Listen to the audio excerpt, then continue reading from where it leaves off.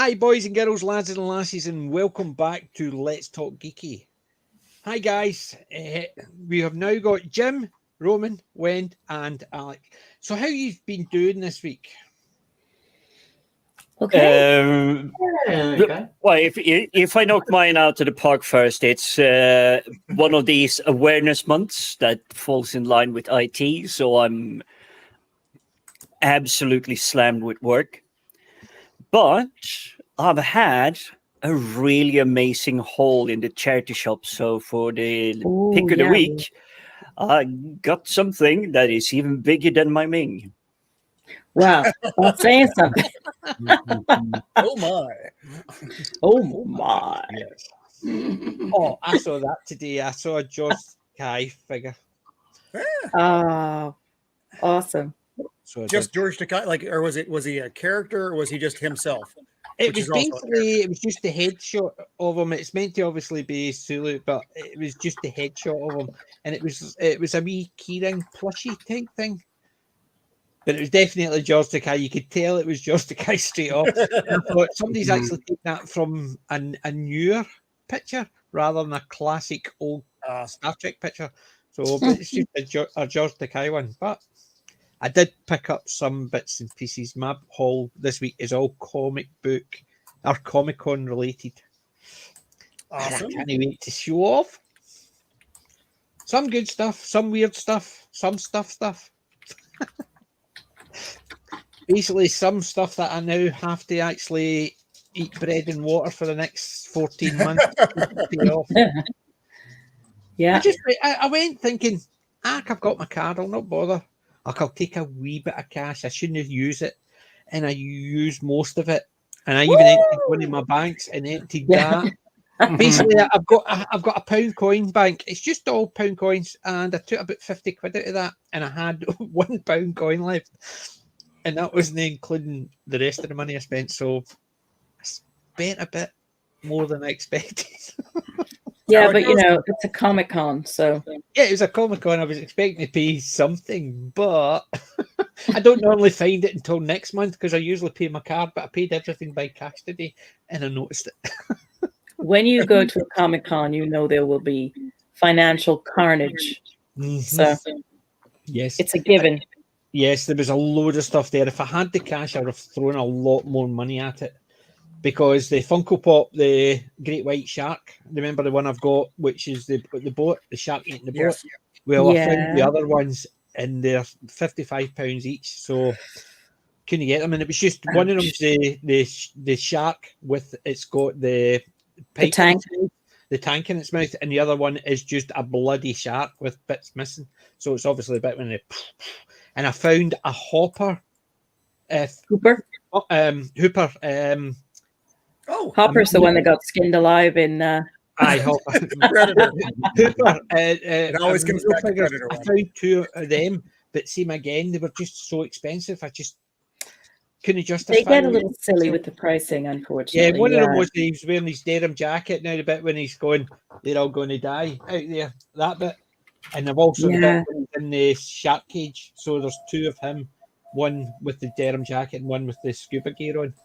And they were so expensive. Even I went, I want it, but I can't even afford that. Because if I got that, then everything else would have gone out the window. So yeah, it's tough. But it was fun, and I got a couple of people to ask me for a picture. I went as neurotic, and yes, I've got my glasses somewhere over there. But I went as neurotic. I even had a couple of comic books in my boarded, so I could stand with them. And I got a couple of people recognised who I was meant to be, so not too bad. So it was a fun day today. It was really fun. I bet it was. Yeah. Was it just dealer's room time, or was there like any guests or any like talks? Or... Ewan McGregor was the big guest there. Did you get to see any of his talk? Or no, because I was basically I was only there. I got in about 1 o'clock and I had to leave about 4. So yeah, I went round it 4 times just to have a look to see, because normally I go from first thing. I usually get the early entry and I go both days. This is the first time I've not been able to do it. So It was. I I'll had be to right just back. rush round and stuff. No problem. Okey-doke. So I had Forgot to rush plug in my round. computer again because I'm an idiot. But this is the first time I've actually. It's the first time I've gone myself for the day. I normally go myself in one of the 2 days, but usually I go with a couple of people for the first day at least to walk around, we can have a laugh and joke, because the second day you get Yeah, serious, you do. everything. Yeah, you do. You need like a chill day just to sort of have fun and walk around. Yep. And And then like Yeah, and if I was going back tomorrow, there was, but they had a load of people. They had a load of anime artists as well as voice actors. They had a good few Star Wars actors and stuff like that. Ewan McGregor was the biggest name there, but they also had C-3PO, Anthony. Anthony Daniels. Daniels, he was there, and Jimmy V was there as well. Yay. And there was a few other ones that I recognised. The guy who played the principal in Back to the Future, he was there. The one with the shotgun, the bald guy. Oh, He was there, and so was the girl who was in the first movie. She was there as well. So there was quite a lot there. Big, fairly big names, but the biggest name was Ewan McGregor. And the queues for Ewan McGregor never seem to go down. Yeah, No, it understandable. has to be huge. I mean, Yeah. this is literally the first time we're getting back, at least here in UK, to the full scale Comic Cons and everything, because people have just gone the Kung flu. Right. We don't care. Yeah. We do not care anymore here in the United Kingdom. Yeah. Kelly, go. Couple of friends, your first Comic Con, just go with a couple of friends, just even if it's just for the one day, just to have a look. And there's things you can buy, but there's people you can see, but there's also just the atmosphere. See everybody in costume. Yeah, it is the atmosphere, and I will say and echo what PJ just said. Do not bring your credit card or your debit card or cash with you. Just browse the first time you actually visit one Comic Con, because they will oversell you. They will sell some really nice stuff. And my ex, absolutely madly in love with shoes. And they had a lot of Marvel shoes and whatnot like 15 years ago. And holy crap, I literally had to drag her away looking like I was like a wife beater. Yeah, see, some of the things as well, there was a couple of things there. There was one, it was an A4 wood. It's the burnt into wood, the pictures. And it was two levels of wood, so that some of it was cut and pasted over. They had the Forbidden Planet one, and they had Invasion of the Body Snatchers, the classic film thing, but they were on wood, and they looked absolutely amazing. It looked better on the wood than it did on as a picture. They had a load of good stuff, and I'm sitting there thinking, I've got no space on my walls, or else I would have bought about 4 or 5 other things, because they would have got priority because they were so nice, and I had to just pick up cards, so in case I get a bit of space. So, but yeah, it was fun. Yeah, it was definitely fun. So it was, and there's so much. Kelly, if you actually ever get a chance to go, especially if it's your first one, just go just to see what it's like. The first time I went, believe it or not, must have been about 9 years ago. Was my first Comic Con. It was one of those things, you're always busy, never thought about it, but the first time I got, and me and a couple of my friends just went, and we fell in love with it. It is just so much fun. The good thing is, you see people of your similar ilk, you like something, somebody will be there dressed up as it. I saw a couple of guys dressed as Stargate, so they had the big machine guns, all the gear on. They must have been boiling because I had to take my jacket off because it was so hot in there. But you had the other guys dressed as Iron Man, not the normal Iron Man suit, the classic Iron Man, the comic book original Iron Man. Yeah, that is something that is sadly the drawback when it comes to doing your old cosplay stuff and everything. And It's hot. because I'm a massive fan of Lord of the Rings. Mm-hmm. Oh, a couple of the and my name is Jim, so people thought, hey, not Gimli, Jimly. So therefore, I obviously had to build the whole costume for Gimli, everything, make it a little bit my own.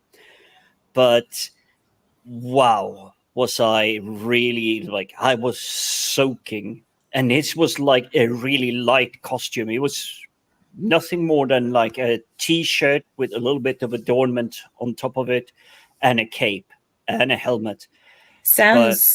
Yeah, they sound similar to the ones I used to go to in the 80s and 90s. It would get so warm in there. I mean, some of the photos that you would come away with, the sweat would be just pouring off you, because you'd be queuing for an autograph or something, and it'd be like the middle of the summer in New York City. So, it'd be like really, really hot, and the place would be really stuffy. That's so cool that Anthony Daniels is still touring around. Yeah. He was at one of the cons that I went to, had to be in the late 80s, sometime in the 80s. Hey, And we got David Anders there. Yeah, He's like Spike from. Well, I might misremember this. Isn't he Spike from Buffy the Vampire Slayer? No, James Madsen. He was there as well. James Madsen. But, James Marsters. No. Now I know where it is. It's from Alias. Yeah. It's from Alias, and he has that. Dennis Lawson. It was when they played well with British guys. Always are the bad guys. Yeah, and he was part of that era. Billy Zane. Right? Wow. Billy Zane is Titanic. Yeah. Ross Martin. You had James Masters as well. Davies, Gimli. Wow. Yeah, I mean. So the even she was there. Remember her? Oh yes, I thought she retired completely from everything because. Oh my God! The Still Game people were there as well. The Still Game. I met Naveed, so I did. Sanjeev basically bumped into him as awesome. Round. But I'm surprised Mara Wilson is there because I thought she retired completely from any celebrity stuff whatsoever. She was there. I saw her. She's what? That's fantastic. Late 20s, early 30s now. Maybe a bit older, but she still looks good, and you can recognize her. Sometimes kids don't look the same as their adults unless you've grown up with them. But yeah, recognized her straight off. So yeah, there was a lot of anime character artists and voices and stuff as well. But as I said, it was just there was so many people there. I mean, they did have quite a big guest list. Fair play. Yeah. I would have to say that is an amazing guest list. Yeah, there's definitely a couple of people that if I had a collectible item or anything, I would have gone. Ewan McGregor would be the biggest one. The queue, you would have, if you didn't get there early enough, you'd have been queuing for Ewan McGregor the whole day, and you would have seen nothing else. Yeah, and that's it's sadly the drawback with Comic Cons. It's if you go there to get an autograph or something, that's your day. You're not doing anything else. Yeah, same thing with it's your day. Food and drink with you because I had to stop off in the calf to get something. They were completely cleared out. All they had was 2 bits of cake and 2 bottles of water left. So it was completely cleared, but I went to get a can of Iron Brew and it was £2. Considering you get a can of Iron Brew for about 60p or a pound of really expensive shop, it was £2 just for a can of juice. It's as I said, it's over the top pricing, but it's the same going anywhere. You always pay over the top. You go to anything, you're always paying extra. I'm okay with that, but you know what you're getting into. It's not a surprise. Yes. It's like going to a ball game here in the States. You're paying $14 for a 10-ounce plastic cup of beer. You know it's coming. You just got to brace for it. You're like, all right, I'm going to eat it, and you do. But it is more the spur of the moment as well, because just like everybody on this panel, we're scouring eBay. We're scouring YouTube for people talking about cool stuff they picked up. We're scouring the Twitter for people talking about the latest collectibles. Yes. Even YouTube is like, oh, hey, look, this is the cool stuff. We're watching Ass's YouTube channel, Nerdrotic's YouTube channel, all of those guys, and it's like, hey, look what I picked up. We're actually but watching. You do discover them mostly at the Comic-Con. Did you catch Friday Night Tights where they were slagging Az for his fondness for man boobs? Yeah. I will raise my hands in defense of Az. That was a great looking rack. It was definitely a shelf unit that you would be okay with. But when I learned about it, I think Christian may have had an absolute blast with that. But yes. I will say, even I just glanced at it. I haven't even watched a second of She-Hulk. All I know about She-Hulk is what Az and Jane Theory has been talking about. That is my entire extent of it. I can tell you about She-Hulk. I don't. Oh no, we've seen you the bit when it starts, and you can just see we're going to talk about She-Hulk. The whole body goes down as you speak. Yeah, I will also say that. Sorry if I'm conflating you, Roman, with a lot of other people doing reviews and everything, but I've been trying my best to keep up with you when you release your reviews. So look at it, and if I like it, I do the thumbs up. And I appreciate you popping in the middle of the night for the Thing video. That ended up running about 3 hours. In the private chat, I put the intro in there.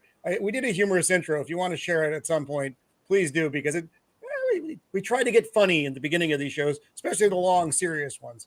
But the She-Hulk stuff, oy vey.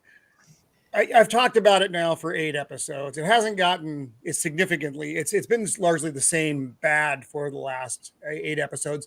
This week they did introduce Daredevil, and I saw that. And she tries to kill him. Then she bangs him. Then they make him do the walk of shame. That was the part.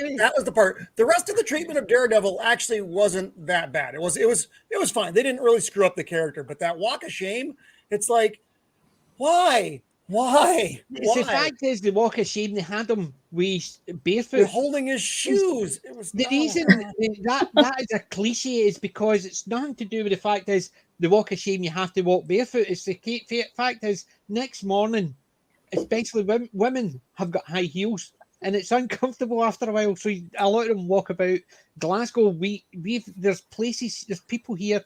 A lot of the charities go around at night with wee slippers and they hand them out to your friend. Yeah. Yes, because there's so many girls walking about with their high heels in their hand because they're uncomfortable after a while. So they give them wee flip-flops to walk around so they don't stand in glass or anything. But that's what the walk of shame is. It's you're not wearing your shoes because they're uncomfortable. Not because you're walking, it's the walk of shame. So having him walking, carrying his shoes, which are flat boots.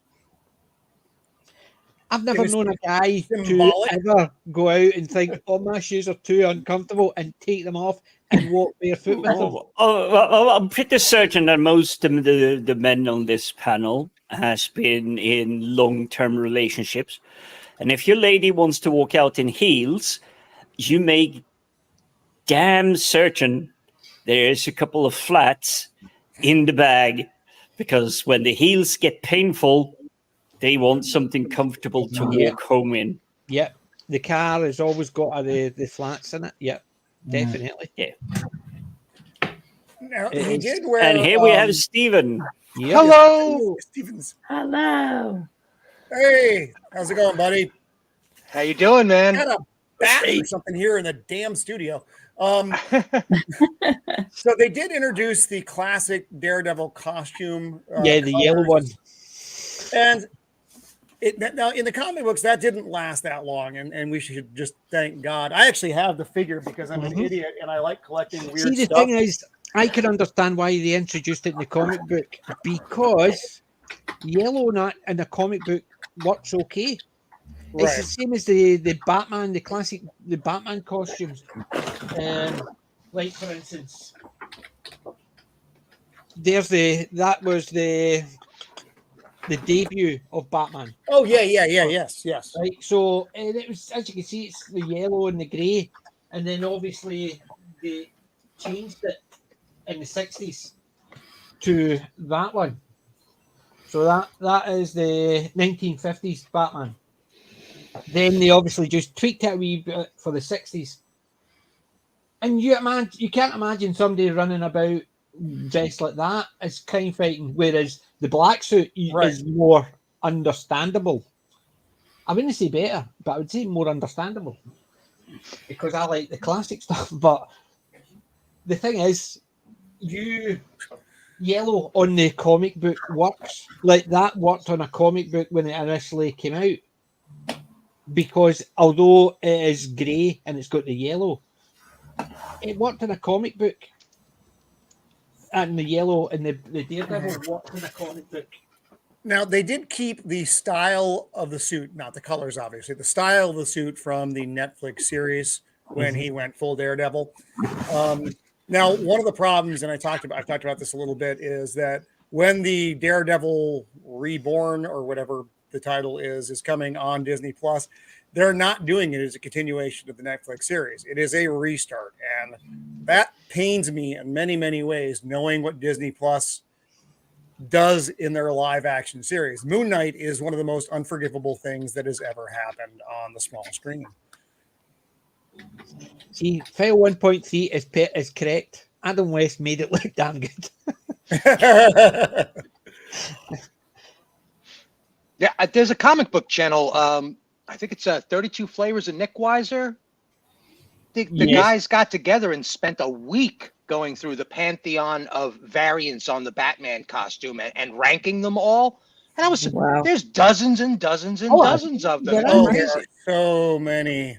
The films aside, in those many variations, the comic book has had so many changes to the costume. Most of them have been subtle. Some of them have been less subtle. Well, you look at those two there. That one is the 50s and one is the 60s. And the only slight change was the Batman logo suddenly got a yellow within, and that was the only main difference. There was wee bits and pieces. The cowl was slightly different shape with the ears, but it was the only main difference was the black bat had the yellow behind it. Mm-hmm. So there's always been wee tweaks. Every time it's the same as Judge Dredd. You look at Judge Dredd, his costume is iconic throughout the comic books. It's nothing to do with the movies. The movies have had two different ones, but even then, there've always been wee tweaks. So the ego looks different as it's progressed because it's easier to draw in certain locations, so they tweak it. Yeah, I've always wondered what the logic was behind the original Daredevil costume. But if you think for just a second about the idea that red is basically the color of like darkness, and he could stand underneath one of those old-fashioned amber lights, amber street lights, and almost vanish because he'd be soaked. All the yellow would already be present in his costume. I've always tried to tinker around with why would an artist design a costume like that? It almost didn't make any sense at all. But if you put it in a night setting, it does kind of make more sense. I mean, the red, of course, is much more logical, but the yellow has some logic to it as well. Just a wee bit. Aye. Well, you think about it. It is one of those things. Like, yeah, it looks weird yellow, but as you said, it was never white lights at night. It was always the orange or the yellow ones. Yeah. And it did give that a case of if you saw yellow in a yellow light. I don't think it was probably designed for any of the reasons we're talking about Comic right now. book. I think It's the a artist comic just book thought it because- looked cool. Yeah, I think that's what it is. There was contrast, so they needed to. Because you And look then at later a lot on, of the other artist didn't think it looked cool and went with the full red suit. I mean, and that was the Frank Miller era for sure. Yeah. And, you know, it's like Batman. I'm a big fan of the look of the Batman in the 1970s. It was more of a sleek look of the cowl, thinner with the tall ears. I love that. I thought it was creepy. I dug it. I know it's a little dark, PJ. I'm sorry. But I like the darker. I'm not a big fan of Batman. the Batman. Has never been one of my favorites. I like the campier side of the earlier comics and the earlier TV shows. It's just because it's the same as the Punisher. I like the Punisher, the old one with he's wearing black and white, with his white boot tops, his white belt with the and all that. And it's because it was, I suppose, lighter in the tone, even though they were vigilantes. They were lighter in tone. They were comic book villains, and they didn't try and make it realistic. Whereas I definitely agree on that. There has been a massive shift on Punisher, but Hey, Mr. Brown. then again, I am one of those that I absolutely love someone that dishes out justice. When you know someone should have been met with a concrete block to the face as a high five, because they have been that bad, I have no issue if my hero is the one doing it. Yeah, ladling it out. I have no issue with that. Well, I was at a Comic-Con it was actually about 5 years ago, and there was two girls there, and typical, a lot of younger guys were, geeky girls, look. And you could see them, they were sort of getting fed up because, I went off and I said, can I take your picture? And they just looked at me as if to say, I says, no, you. She was dressed as the classic Punisher.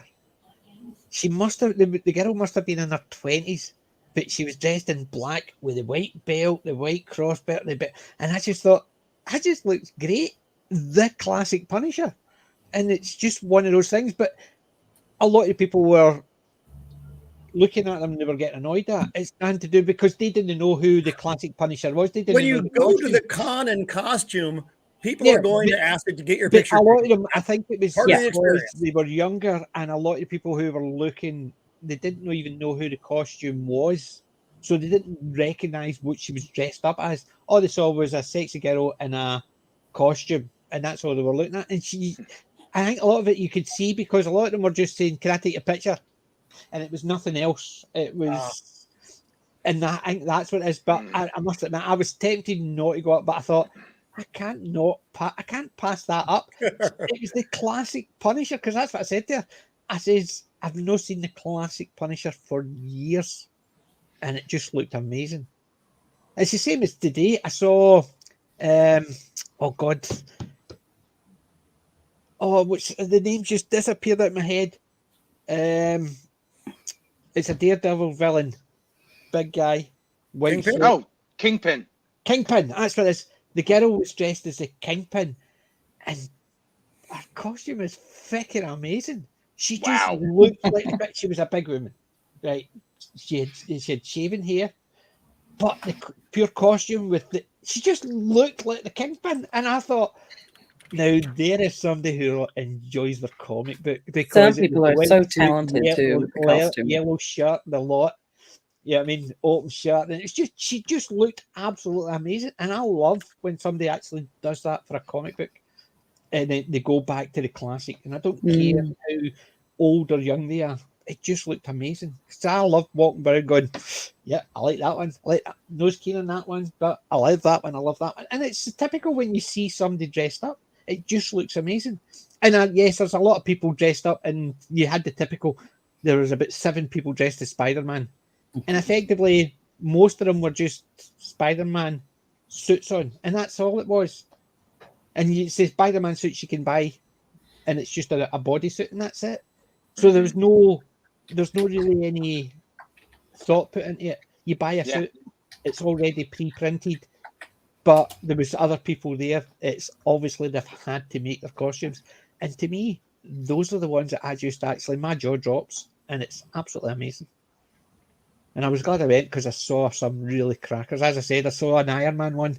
It was the guy dressed, and it was the Iron Man, the first Iron Man costume. So the dome head, the one that you saw, the classic. Like the big Frankenstein looking. Yes, the big Frankenstein type one, and that's the one, and it just looked absolutely great. You could just see, yeah. The thing is, when I was looking at it, I could see it because I built things using EVA foam. He must have been sweating buckets because EVA foam covering your body and the amount of it, and there's nowhere for that heat to go out, so it just gathers at the top of your head where the helmet is. They are very uncomfortable because I've done a Judge Dredd one, and it was mostly EVA, and that was just a boiler suit with bits of EVA. But I've also done a Knight, same idea, and it was a lot of EVA for the armor. That is why I have invested in a little bit of Arduino and Raspberry Pi kits recently. So you can install small fans into your helmet, just so you get a little bit of air conditioning, a little bit of cooling, so you're not my Judge Dredd helmet is I got a hot needle, and I just poked holes at the top of my helmet.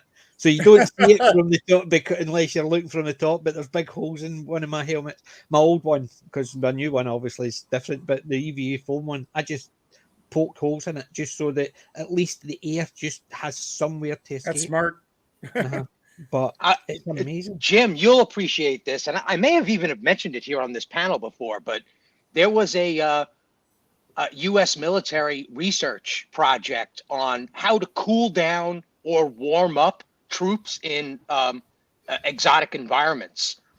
And what they discovered is that if you can air condition the hands or the feet or both, you could regulate the entire body temperature just by administering some form of air conditioning to those areas. So gloves or boots that balance out your temperature, that are a little cooler than the environment or a little hotter than the environment, will actually balance out the full circulation system. It's probably why tunics really cool. In Rome were designed the way they were, where you'd cover one arm but leave the other arm exposed. That was a heat regulation system. Yeah, we did have that when I did my stuff in the 1996 to 1999. We did have these gloves, helmets, boots. They were literally designed to keep you cool. Mm-hmm. But my climate was obviously, most of the time we actually play midwinter. So we also need to figure out how to keep ourselves really warm and really comfortable. Right. But yeah, I had my exam, or whatever it was going to be called, when I was going to prove that, hey, yeah, I'm good enough. I've done the training. I got the physical stamina and everything. They gave us all of these. This is how you keep cool. But if you're doing a 220 kilometer canoe paddling, and you are at the risk of just falling over because you're falling asleep into ice cold water, you might want something that dries quickly and keeps you warm. So there is always that balance. But if you're in a controlled area, so say, like most of the Americans for the past 20 years, it's been Middle East. That's where they've been focused. It is hot during the day and it's freezing during the night. Right. Yep. Planetary, like moon temperatures, kind of hot and cold. Yeah. It's a lot like that in California. It's very dry.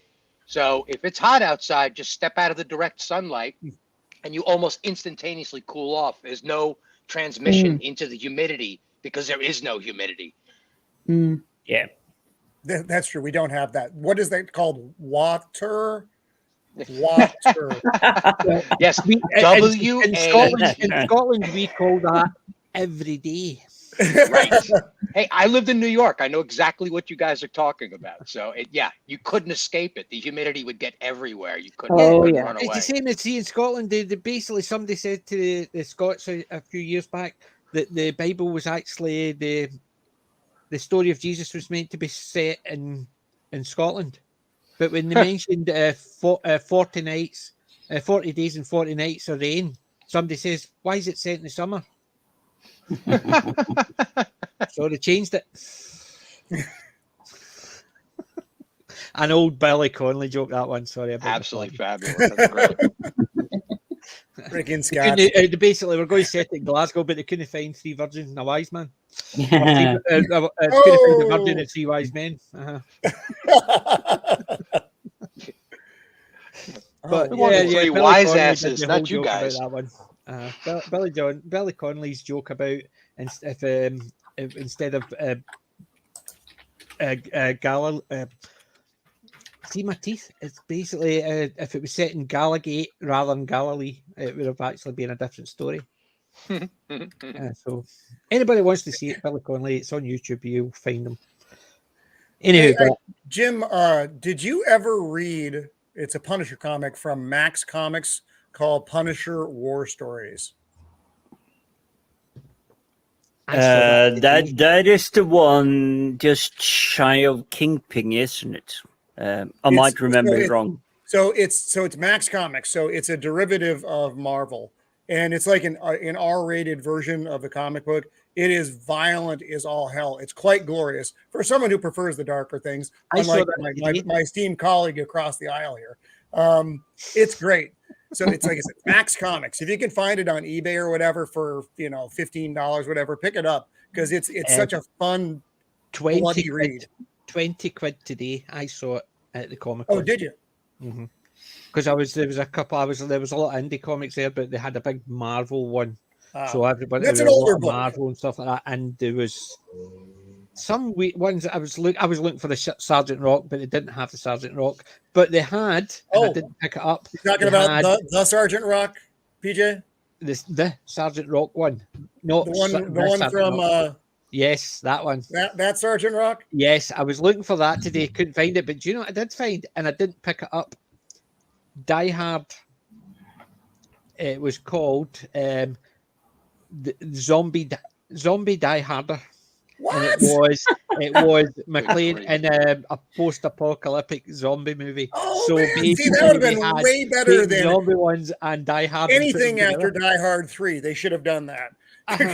So I was so tempted to pick it up, but I had already spent quite a lot, so I decided I'll leave. Everything's better with zombies. We've definitely seen that as a trend. More cowbell, and more zombies. Remember the one I was telling you about, the Vietnam one with zombies? I was speaking to the guy who designed it. It was Lennox, and I've got a couple. I picked up one of his other sets. He's got 3 other books out. I've got all these Vietnam ones, and there was one. It's called Horror Stories. I picked up the 3 issues of that, but there was one, and it was about a vigilante in New York. She's not a superhuman. She's not got any powers. She's just a vigilante, and she's very violent. As I try to describe it, I says, "Sorry, you've gone too far, too dark for me."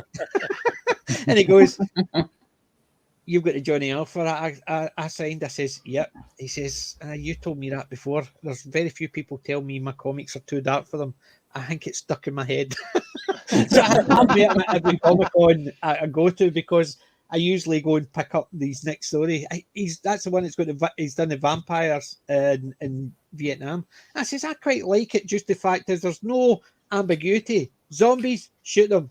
Or they're vampires, shoot them. They're evil. End of story. So, but when you've got vigilantes and it's a case of they decide where they beat up, no one's bothered about that one. It's too dark. Whereas things that there's no moral ambiguity. Zombies are aliens. Shoot them. I'm okay with that. I'll watch the violent ones as much as you want. I just wanted to give a quick shout out. New York City is going through its comic book convention for 2022. I just wanted to give a quick shout out to those on the East Coast able to enjoy it. You know, I'm a New York City boy, born and raised, of course. So that must be a blast. I hope everybody's having a good time on the East Coast with that one. Nice. I hope they don't have the same stupid rules they imposed on us in San Diego, which I heard about those ones. made me not go. So hopefully they have it wide open to everybody who can go. Yes, hopefully. So I'll talk about the comic book later. It was kind of disappointing. Marvel has another show on right now for it's part of their Halloween, I guess, vibe, called Werewolf by Night. Has anybody seen that yet? No, but I like the sound of it. Yeah, I've heard a little bit about it. It's an homage to the classic horror films.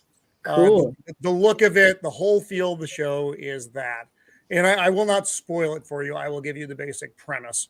Are we talking Lon Chaney Jr. classic, or we're like talking the Universal Marvel okay. era? Yeah. The Universal Monster era, pardon me.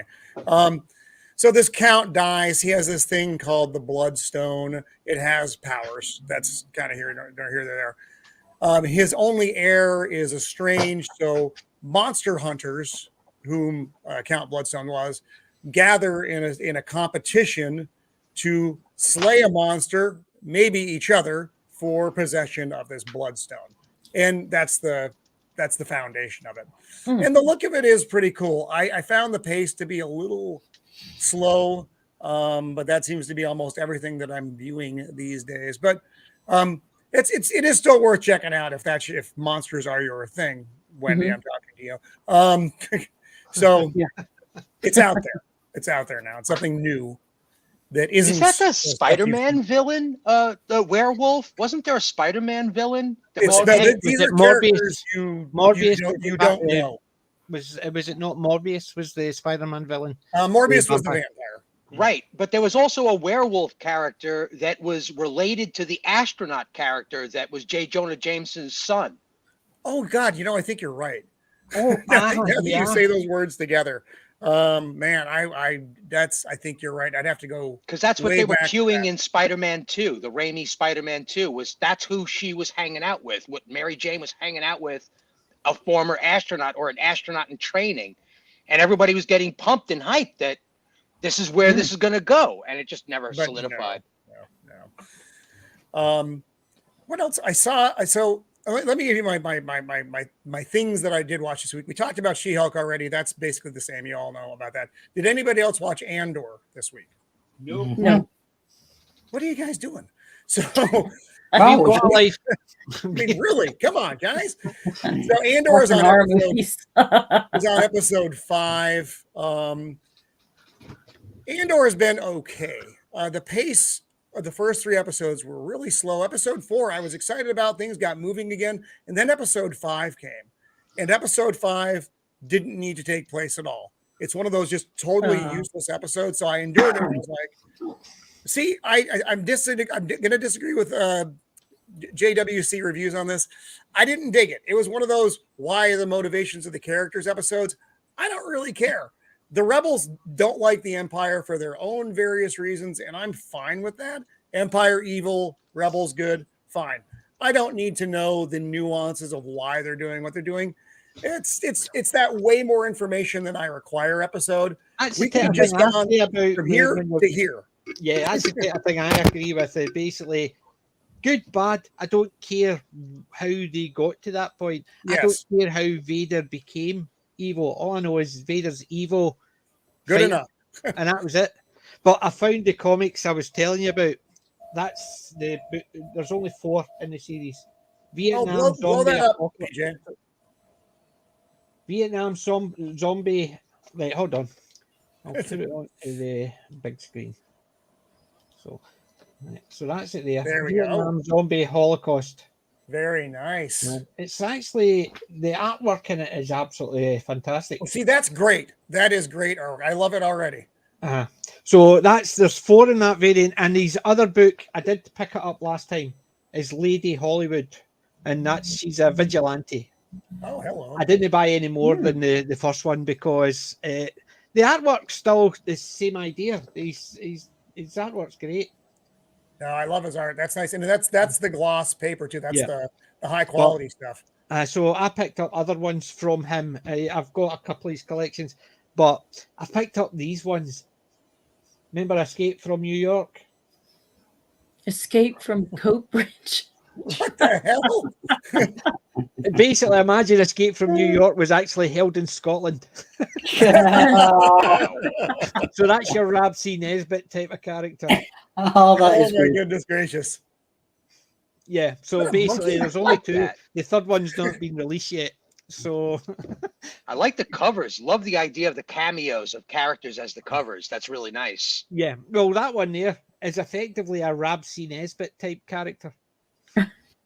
Because Rab C. Goodness Nesbitt gracious. is a Glasgow TV show. It was set during the time where a lot of people were on the dole and fiddling the dole or the unemployment. And Rab C. Nesbitt wore a jacket with a string vest on. I'll tell you, boy, he was what they classed as a wino philosopher. So, yes. But So that seems ironically all interconnected. I can't imagine a philosopher without some wine, or at least ouzo. Well, it certainly was the ouzo, and it certainly was oozing. So his wife was called Mary. And she was called Mary Doll. So she was. So it was it's based in Glasgow, Govan, and Govan was known as Wine Alley at one point. So if you didn't actually stay there and you didn't know somebody that stayed there, then it's not a very nice place to walk down. They changed it all, but this is during that time, and it's just so. It was that typical Glaswegian that when it was shown in England, they put subtitles on it. Mm. So because they were speaking Scottish or Glaswegian, I'll tell you, you bampot, I'm going to get you one. Huh? So they had to subtitle it all. But Rab C. Nesbitt, there's bits of it on YouTube. It is a very, very. If you like still game, think about still game done 30 years ago, and it's just in the same area, but instead of old boys, it's a lot of I wouldn't say drunks, but they were basically unemployed gents who basically did other things to occupy their time. Wait, Like you're describing me right now, PJ. And Rab C. Nesbitt, there was one episode. There was a barmaid called Davina that they didn't know if she was a male or female, played by David Tennant. Davina the barmaid. Basically, Jamesy, who is the womanizer, he's always got a bottle of Iron Brew in his pocket. That's why I like Jamesy. And he's trying to chat her up, but he doesn't know, and they're all going, and no. It's got an Adam's apple. But it's absolutely nice, but I would definitely give it a go. Yep, Jason, there you go. He played Davina.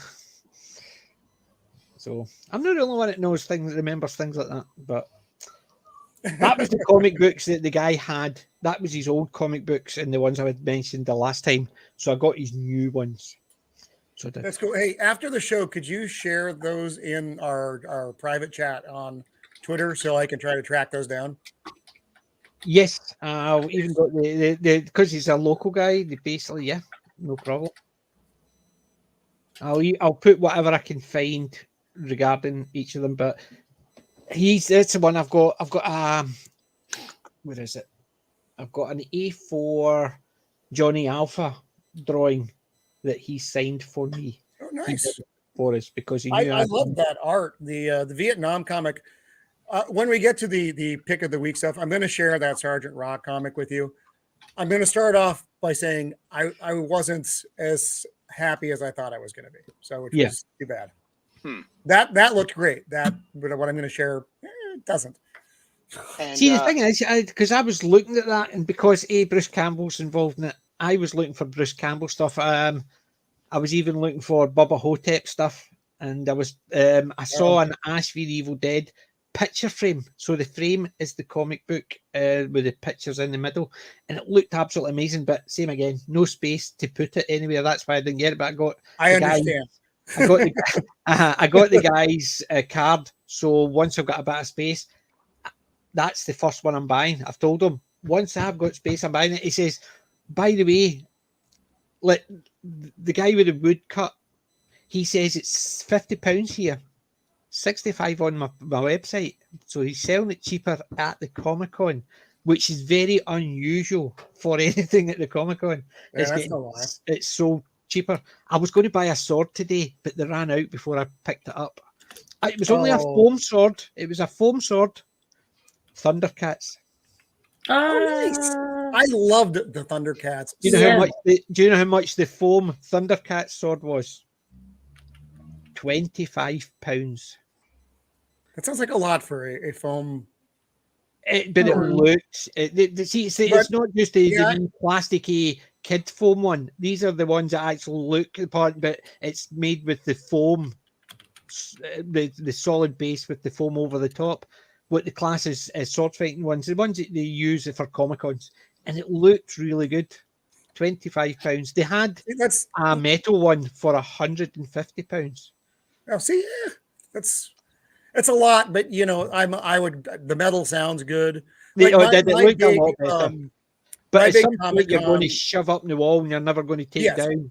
£25. And that's kind of cool. I mean, I showed you guys my cutlass a long time ago. Yes. I mean, I have other swords not connected to the Navy as well. But like my big Comic-Con, I didn't regret. It was something that I walked in. I was like, oh, I'm going to pick one of those up before I leave. And it was a life-size face hugger that you could bend and mold. Oh my God. It was like $50 or so. And I was like, because I didn't want to carry it around. And then by the time we were done for the day, I go back and they're out. I'm like, no. Yes, I have seen those ones. I've seen one that has got 2 holes in it for the eyes. And believe it or not, people were buying it at the beginning of the pandemic. Because when they're told to wear a mask, they put that on their face with the 2 eye holes, and that's it. So I would totally do that. So I did see that one, and I thought that was cool. Basically, a face hugger mask. People are not going to actually say to you, "You must wear a mask in this place." Take that off your head.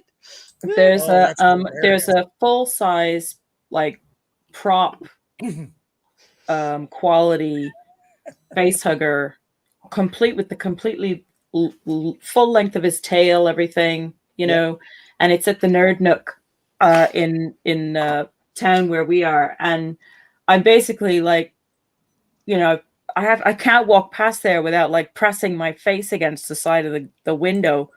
And I went in and priced it with him, and he wants like 60 pounds for it. And I'm just like, no, I can't afford to do 60 for one. But I keep thinking, then it was another guy years ago that had a stall in one of the local indoor markets, and he had one, and his was a lot less. I mean, I think he wanted like $15 or $25 for it or something like that. Oh, wow. And he was selling it for a friend, and I didn't get it at the time, and I could kick myself. Yeah. And then I saw that one and I was like, oh, cool. There's another one. And I went in and he was like, oh, it's like 60 pounds. I was like, I remember I did that. I used to do car boot sales. So drive up, park, open the boot and sell all my junk.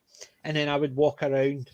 And there was one of the first time I was doing it, I had a load of electronic stuff clearing out, and I was going on holiday to Turkey, so I thought, I'm not taking any money with me, just enough to pay for the table and get in, and so I don't buy anything. And I was looking around, and across from me there was a Kirk, Mego Kirk, the classic one, and it was, and I was looking over £25. And I was saying, I want that. So I had to wait until I sold something. And an hour later, I sold something, went over, and somebody had bought it. And it was one of those things where it's a case of, if I just take money, I would have got it, but you miss it. And it's things that you miss that you think, if I had, I should have got it. Yeah. But it's one of those things. There was a load of Kirk stuff. There was a load of good stuff at the Comic-Con. Some of it was a bit over the top expensive, but some of it I thought was reasonable prices. They had, remember the picture I've got there? It's just the weird shaped frame, and it's got the backdrop of the Target book, and it's got the Ice Warrior standing in front of it. There was a load of newer ones, but they had, you name a comic book character, and they had that.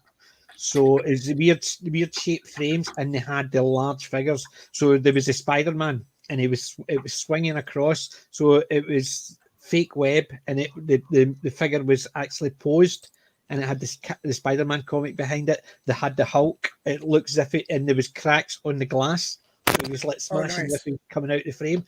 And I was sitting there thinking, these bays, and I want about 4 of them. Even I wanted 4 of them, and they were just, because it wasn't just a case of a figure with a backdrop.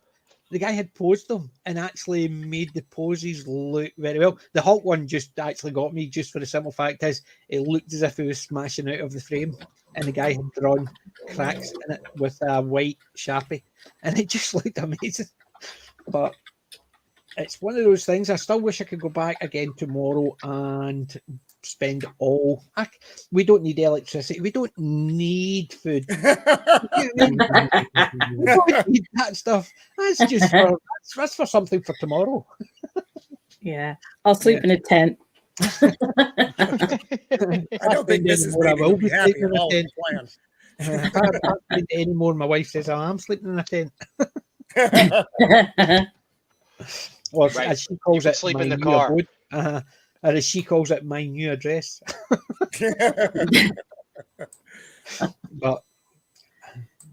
But definitely, I love the Comic-Con today, and it's just been a highlight. Right up until I met you, lovely people tonight to chat about it. It was a highlight of the day. That's lovely. But it's because I've missed the Comic-Con over the last while, and the last 2 I went to in Glasgow, they sort of as if they were fizzling out. Because they had just not brought as many people as they had pre-pandemic, and that was this year.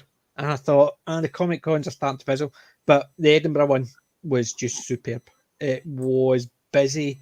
There was a lot of people dressed as cosplay, and the stuff it was there was amazing. Just looking at it was just making me drool. I bet. Aye. Yeah. It's just such a great experience. Yeah, definitely. It's like, these are my people.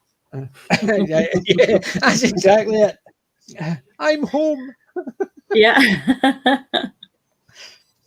But definitely. So, oh God.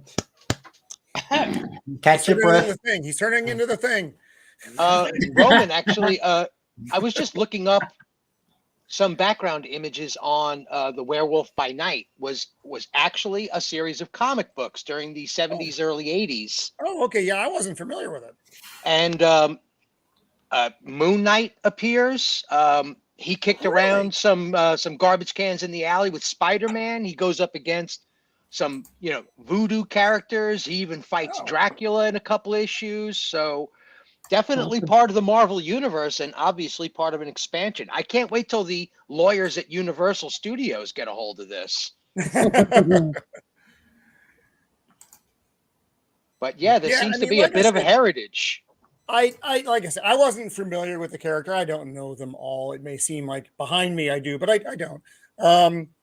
Like I said, I enjoyed the look of the show. I thought it was cool, but the pacing for me was a little bit slow.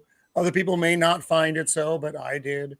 So this is one of the ones where I think, check it out. I'm not saying, unlike She-Hulk, where it's a hard no, don't watch it. This is like, yeah, I mean, you might enjoy it. And then there's House of the Dragon, which had a really super episode this week. Lots of cringe, lots of those Targaryens. Are you watching any Andor? No, I'm watching Andor. JWC Reviews and I are having a disagreement on Andor. I don't like the pacing. I think it's dreadfully slow. I like the world they've created. I actually like all of the stuff. The pacing is a real problem for me. And this is the biggest kind of not selling point for me.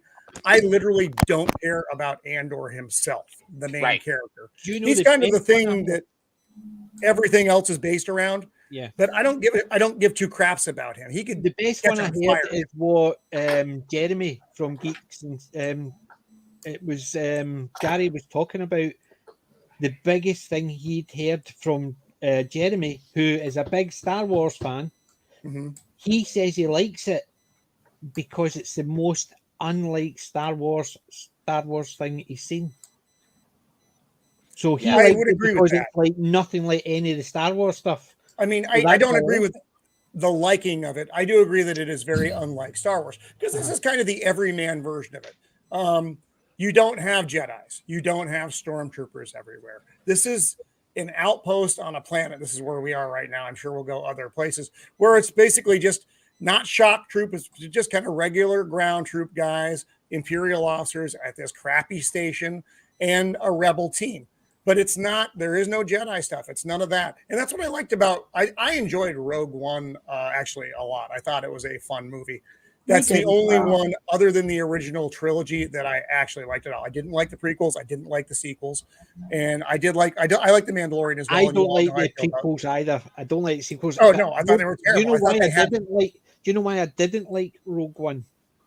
It's because what they did to Princess Leia. She went from someone who got all that to someone who got handed it and took the credit for it. I can understand that. But like the prequels, every one of those movies had a good element in it. The problem was the movies as a whole were not worth the good element. The pod race, the fight with Darth Maul, those were great. In the beginning of Revenge of the Sith, the big battle scene was awesome. And I will jump in quickly there because the battle with Darth Maul, the battle with Darth Maul, holy crap, that is amazingly choreographed battle, fighting, everything. Yeah, but like he was gone then. Worth the movie. The problem is the movie. If you just release that, the problem is the movie, but the rest of the movie is terrible. It is, but just look at the effort that went into making that happen. Yes, there are a few techniques that I'm seeing that are wrong. This shouldn't work. This wasn't. But that is literally me trying to dig for trouble. But it is an amazingly choreographed. It's explosive battle. It is greatly choreographed and everything. And then you look at stuff that the most expensive TV show produced to date. Holy crap! Oh. It is that word. The fight scene of training them for about 5 minutes or whatever it is. It is $1 million a minute that they're spending on this, and you just go, it's like, what the heck? The thing is, see at the Comic-Con today, there was a whole area, right? Obviously, Ewan McGregor was there, so there was a big Star Wars turnout, but there was a whole area Star Wars. So you had one that had a lot of droids, and they had a bit where it had all the alien costumes, and then you had a bit where a lot of people were queuing up and they were getting taught how to do lightsaber fencing. So they were fighting against 3 Jedis, training them and teaching them how to do a move. So kids and adults were doing it, and it wasn't a case of they were going, oh, bang, bang. They were literally showing them how to actually do it. So they gave them practice ones, because the ones that came with all the light up sabers, no, don't use them because we're going to hit each other with them. So they basically gave them practice one, and they were actually showing them actual moves. So it actually looked really good what they were doing. I have no thing, but there was a lot there. They had the usual stuff, the Game of Thrones chair. They had the Stranger Things, the bit where you could come out. The only thing I missed is I didn't have somebody there to take pictures, because they had a command chair from Star Trek. So they did. Oh my god! And you could just sit in it and they get your picture taken. I had nobody with me, so I couldn't actually sit in it and go.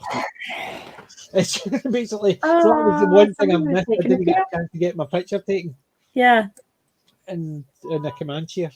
So gotta eat. But the Star Wars stuff, there was a lot of Star Wars stuff there, and it just looked a bit for a Comic-Con. I would have thought yes, they would be there because Ewan McGregor's there, so they're going to get a lot of Star Wars guys there, and there was a lot of guys dressed up. You had the typical the Scottish Comic-Con always has the Stormtrooper with a kilt on. He's at every Comic-Con. So you have appropriate. Even actually their homepage, it's actually that appropriate. You see it on their homepage. I'm just looking for it wherever the bloody thing is. That's like I think it's the 501st. That's the 501st. They're always there as well. Yeah, because they're the same guys that come into our town center because they do it with fundraising. Yes. They come in and do fundraising, and they are great fun.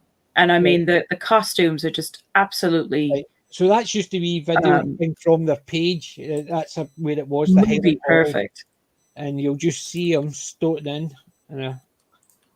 That's obviously last year's one. The Glasgow, the Scottish Comic-Con. Come on, where the hell is it? Oh, nice. They had all that stuff there. So they did. They didn't have the. They didn't have the Viper. They did not have the Viper. They had all those stuff. They had them out. You could sit in them and get your pictures taken. They didn't have that. They didn't have that stuff there. So they had bits and pieces. They didn't have that. So they changed it up. There's some of them the same, but some were different. Let's see if I can actually reload this to show it from the. They even had Ripley inside that. Yep. Right, hold on. Hydraulic suit. You'll see the guy I'm talking about here. He turns up right at the beginning there. He's there. There he is. That's cool. Look at that Scottish ass. Yeah. You know what a Scotsman wears under his kilt, don't you? Well, if you don't, that's because you're not a Scotsman. But no, the thing is, this time they had the cars. They had the Bumblebee and what's the one? It's the cop car from Transformers. They had those two cars there. You couldn't sit inside them, but you could stand beside them and get your pictures because these ones were pristine. But they had the one from Harry Potter, the blue one that flies. You could sit inside it. There's the eagle and an owl in the back, and you get your picture taken in it. There was the Stranger Things. You could stand in front of the clock tower like Doc and Marty and get your picture taken. Things like that. So they had a lot of that, but they didn't have the Viper, but they did have the TIE Fighter with all the Star Wars ones. Nice. And if they had the Battlestar Galactica, the Viper, I would have had that picture. I would have actually. Oh my god! Yeah. Take my phone as long as you send me the picture. Full size, PJ. Yes. Oh wow! See, that's awesome. Full size, basically. And you saw the picture of the suit from Alien. That's you said there's Ripley's in it. It's not. There's a space in it, and you can stand in it and get your picture taken. Nice. Take my money. Take it all. There was a load of that. Last year there was the one from Fantastic Beasts and Where to Find Them. That's why you've got there was a wee picture of the wee kid. Oh, I got it. It's basically that's there, and you put your head through it, and they take the picture. It's that type of thing. So there's a lot of stuff like that. Oh, I definitely would have been in that suit. Definitely. It was really good. So it was. So they do a lot like that. But the good thing is, they let you go up, queue up. Somebody's there so you're not actually standing there breaking anything. Up, take your picture next, and they just guide them through. But it's amazing the stuff they were doing at it, and because it's the Edinburgh and it's an hour and a half drive. I normally don't go to it. I've been to it twice, and each time I go, I think this is great. I'm going to come back, but I don't. But I definitely would go back to that one because over the last year, it's been the best one I've been to. So it is cool. Definitely. That's awesome. That's great. Like I said, it'd be nice if everybody else's cons open up like that one did. I suppose next Saturday is the login and wait day. I'm going to have to read all the rules they put in place before I spend my money this year. I lost I lost like $160 this year because I couldn't get my refund. Yeah. I'm just laughing at the bring a That's- selfie stick. I that's dug out my crazy. selfie stick. I've got a selfie stick. I dug it out. I forgot to take it with me because I don't normally take it because I've usually got somebody there with us. It's the first time Yeah. I've been on my Todd and I forgot my selfie stick was dug out and I forgot to take it with me. Oh, So I was gutted. But yes, always take a selfie stick. Hysterical. Yeah. I love that you have a selfie stick. That it's something a part of your equipment. I've got. I used to have 5 selfie sticks. Four of them had the Iron Brew logo on them. I won them all at the Iron Brew. I used to have the set of glasses, which is the Iron Brew glasses. I got them in their first competition. I've got 4 sets of flip flops, Iron Brew ones that I won in the competition. I've got 4 beach towels, which I won in the competition. And I used in the selfie sticks, I had a load of them. I drink that much Iron Brew. You just peel it off, put in the code, then they send you. They send you stuff. They send you stuff. They've just put my address and it's just a normal. As soon as they do a competition, they just send it to me, no problem. Because I've basically always, because I drink so much Iron Brew that I'm always applying and I always win. So what is Iron Brew? Bars Iron Brew. Yep. I don't know what it. I know you drink it every week. I don't know what it is. Is it tea? No, it's a soft drink. it's pop. It's like it's a bit like what is it? I've tasted it. It tastes like a cross between root beer and iron. Iron good. There's Bars Iron Brew. Yeah. But it's It sounds like Dr. yeah, Pepper. It's not quite as sharp as Dr. Pepper. I used to love Dr. Pepper. But it's more like a root beer type taste to me. Almost like it's very sweet. Yeah. It's very sweet. I'm not a big pop drinker per se, but I do like that. And I have tried it. We've got some after we were talking about it with PJ one time. We got some and we actually enjoyed it. And I thought, oh God, I don't want to get too used to this stuff. It's nice. Yeah, I drink the diet stuff because I'm diabetic, or else my blood sugar would be. I would actually be. There'd be steam coming out of here if I was drinking that. Yeah, it's really good though. It's nice. It's one of those ones you try to tie down the taste. It's not like you could say, like, describe Coca-Cola taste. How do you describe Coca-Cola without saying Coca-Cola?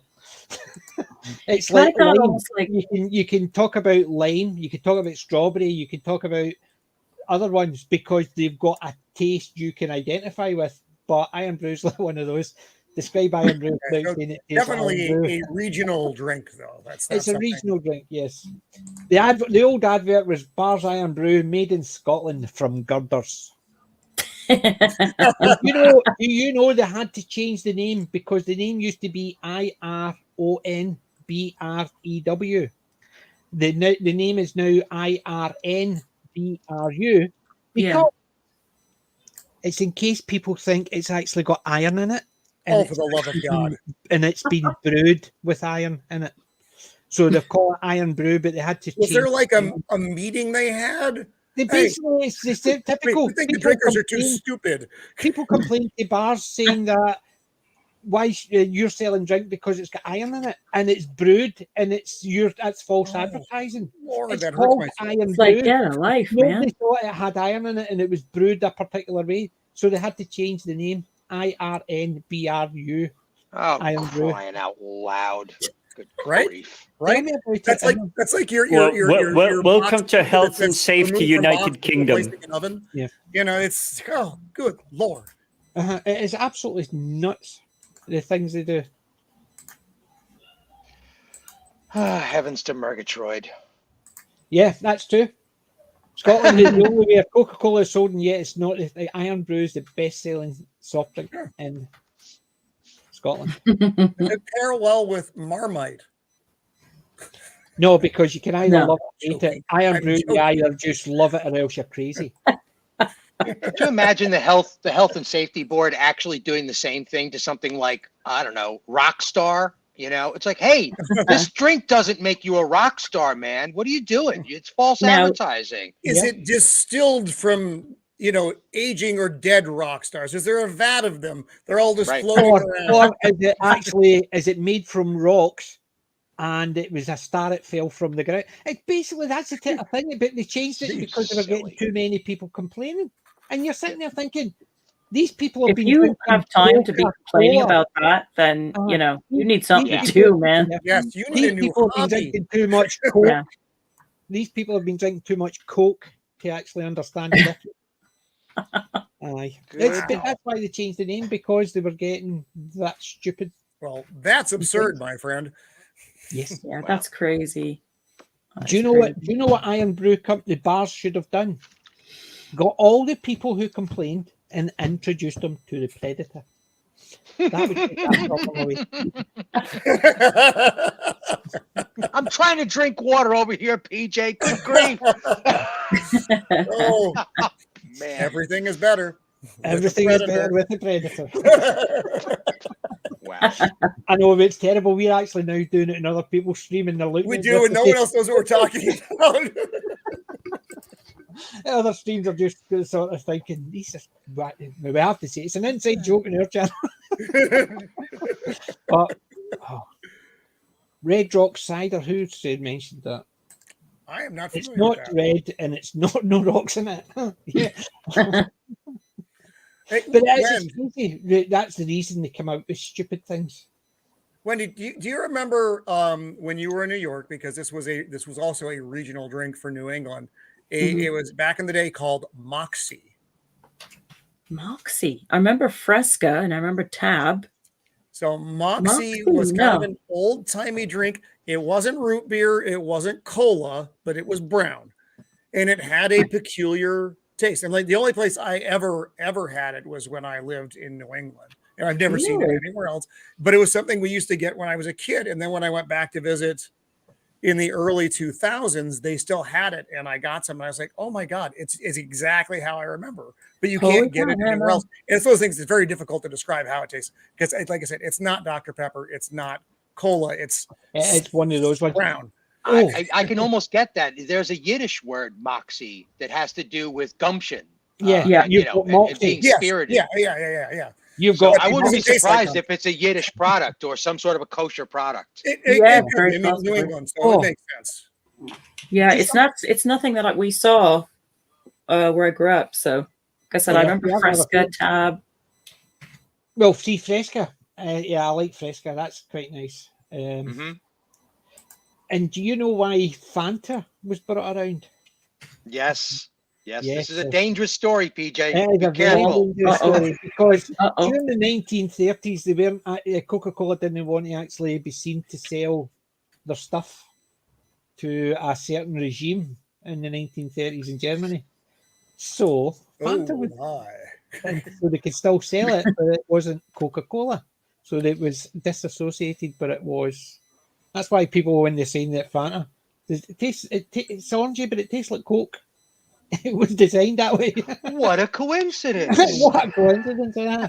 Oh, do you know? I never knew that. I saw. When you're saying I like Fanta, is that a euphemism? It is now. Oh, maybe. Yeah. No, I'm not even joking. There are some people getting in trouble singing the theme song or something. And it's like a whole thing where like you could be labeled just by humming it in the background. It's ridiculous. Oh my goodness gracious. Oh my God. Yeah. Yep. The crazies are out. That's the world. We live in clown world. Exactly. What I was going to say, I meant to say, I saw a family in costume today, and it was great. It was a woman and man pushing a pram, and the wee kid had a yellow Pokemon jumpsuit on. Right, the mother and father were dressed in white with the big red R. Oh, nice. See the twins. Nice. The two of them were dressed in that with the red hair and everything. The mum and dad pushing the pram. I thought, no, that kid's going to grow up right. That's really cool to see. Proper parenting there. Yes, that is proper parenting. It just popped out of my head there. I remembered, but it just looked great. Just the idea that there's the mother and father taking the kids to the Comic-Con. The kids no idea what's happening. All he sees is all these people. That's growing up, right? That's the I'll right thing take to do. that There'll be over. pictures one day that they'll be able to share with them and go, look, this was your first con. Definitely. Oh, But it was- geez, Mom, cut it out. Stop it. It's so embarrassing. Mom, That sounds like my son when I take him to the con now. Jesse from the Power Rangers was fine when you were in your 20s. You're in your 60s now. Going to stop dressing that way. No. No. I'll take Team Rocket parents over like hardcore metal rock parents wearing the same rock T-shirts. Team Rocket all the way. Definitely. Basically, I would want my parents to be like that. My parents were, but they didn't actually stop me. I am those parents. I definitely am. My 3 daughters grew up on Geeky. My youngest used to come to Comic Cons with me all the time. My oldest, big Harry Potter fan, and she gets peeved when somebody tries to explain Harry Potter to her. As I said, she's got the first editions, and she's been reading it since before it was a big thing. And she gets a wee bit peeved, not a lot, but a wee bit when somebody explains Harry Potter to her. Potter-splaining? Potter-splaining. Yeah, Oh, wow. definitely. I'm sorry. I No, that's great. I'm just trying to conjure up a proper and appropriate Twitter meme for that, because that's absolute solid gold. Potter-splaining. I love it. It could be worse because Friday Night Tights have got a new one what's the new? specifically for us. Remember the military? There was don't ask, don't tell. Yes. Theirs is now because of as it's don't ask, don't tell. It's because of he was going on about certain people's racks and turned down they weren't females. Oh, no. So he was getting slagged on Friday Night Tights. So they Chrissy Mayer came up with don't ask, don't tell. And Very that's solid.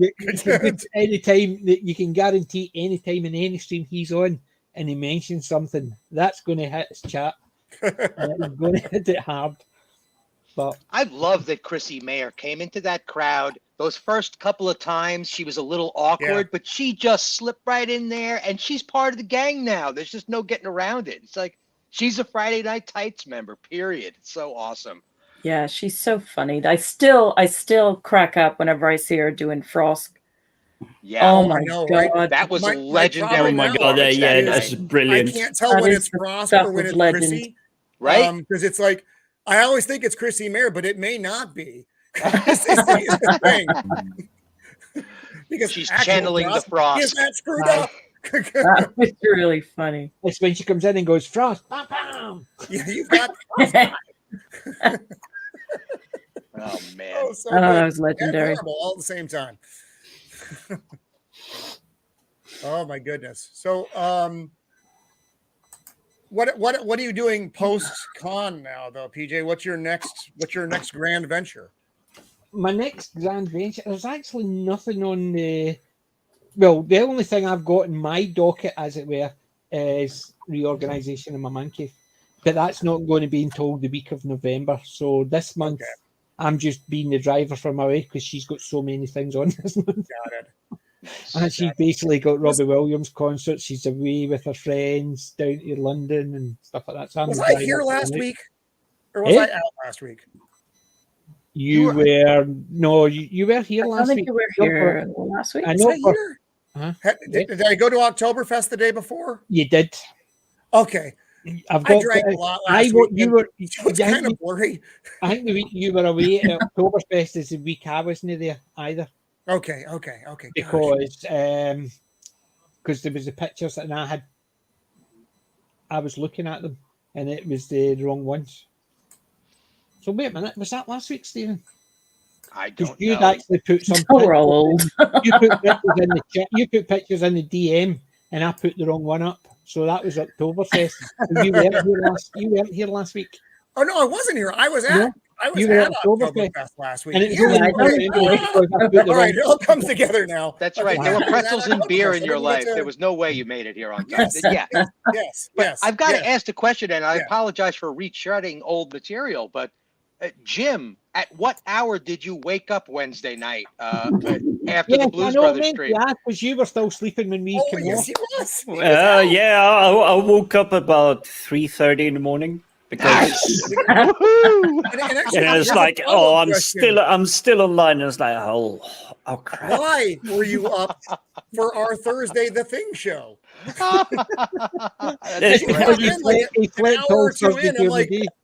It's I'm an insomniac, so I sleep about 3 hours per day. buddy.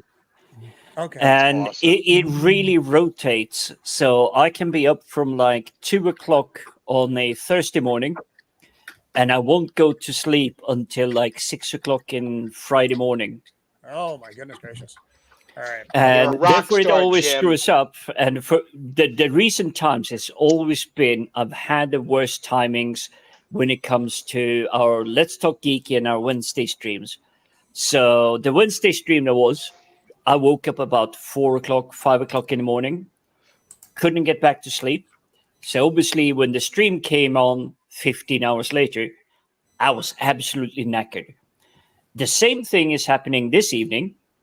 So I woke up about 4:45 this morning. So I've been up for a good buddy. 16, 17 hours now. Yeah. So I'm Drill starting Sergeant to hit says, that. drink water. Yeah, that sounds like military Definitely. time. We used to pull shifts. Yeah, Sometimes I've you'd be done up that. 18, 20 hours, and then you got to get up in 4 hours because the job starts again. Yeah, I used to do that. I'm just laughing at Melvin saying about the Ford and General Motors during the Second World War. IBM also did that. They basically had to, if anything happened to their computers, they had to send out an engineer from the IBM company in America, and they had to go in and fix it in Germany during the war because they had a contract. Well, I hope they got bonus pay for that. Well, accordingly, they had to. They basically the instruction was that nothing could happen to their employee, or else it would invalidate their contract. Wow. So no matter what, it didn't Thanks, matter right? what they could have sent a coloured Jew there, and it would have made no difference. They would have had to actually treat them well, or else they invalidate the contract. So I want to see that movie. I want to see the movie the IBM employee having to go over to fix whatever the thing was. Yeah, IBM sitting there, obviously going over the fix. You just imagine, good, right? We've got a job for you. Where is it? Germany. The one that was a bombing at night. Don't worry. War is Germany, same Germany. Don't worry, you'll be safe.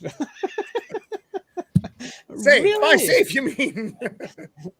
the only way the person from IBM would have died is if it was done during a Allied bombing, because there was no way in earth where the IBM guy is.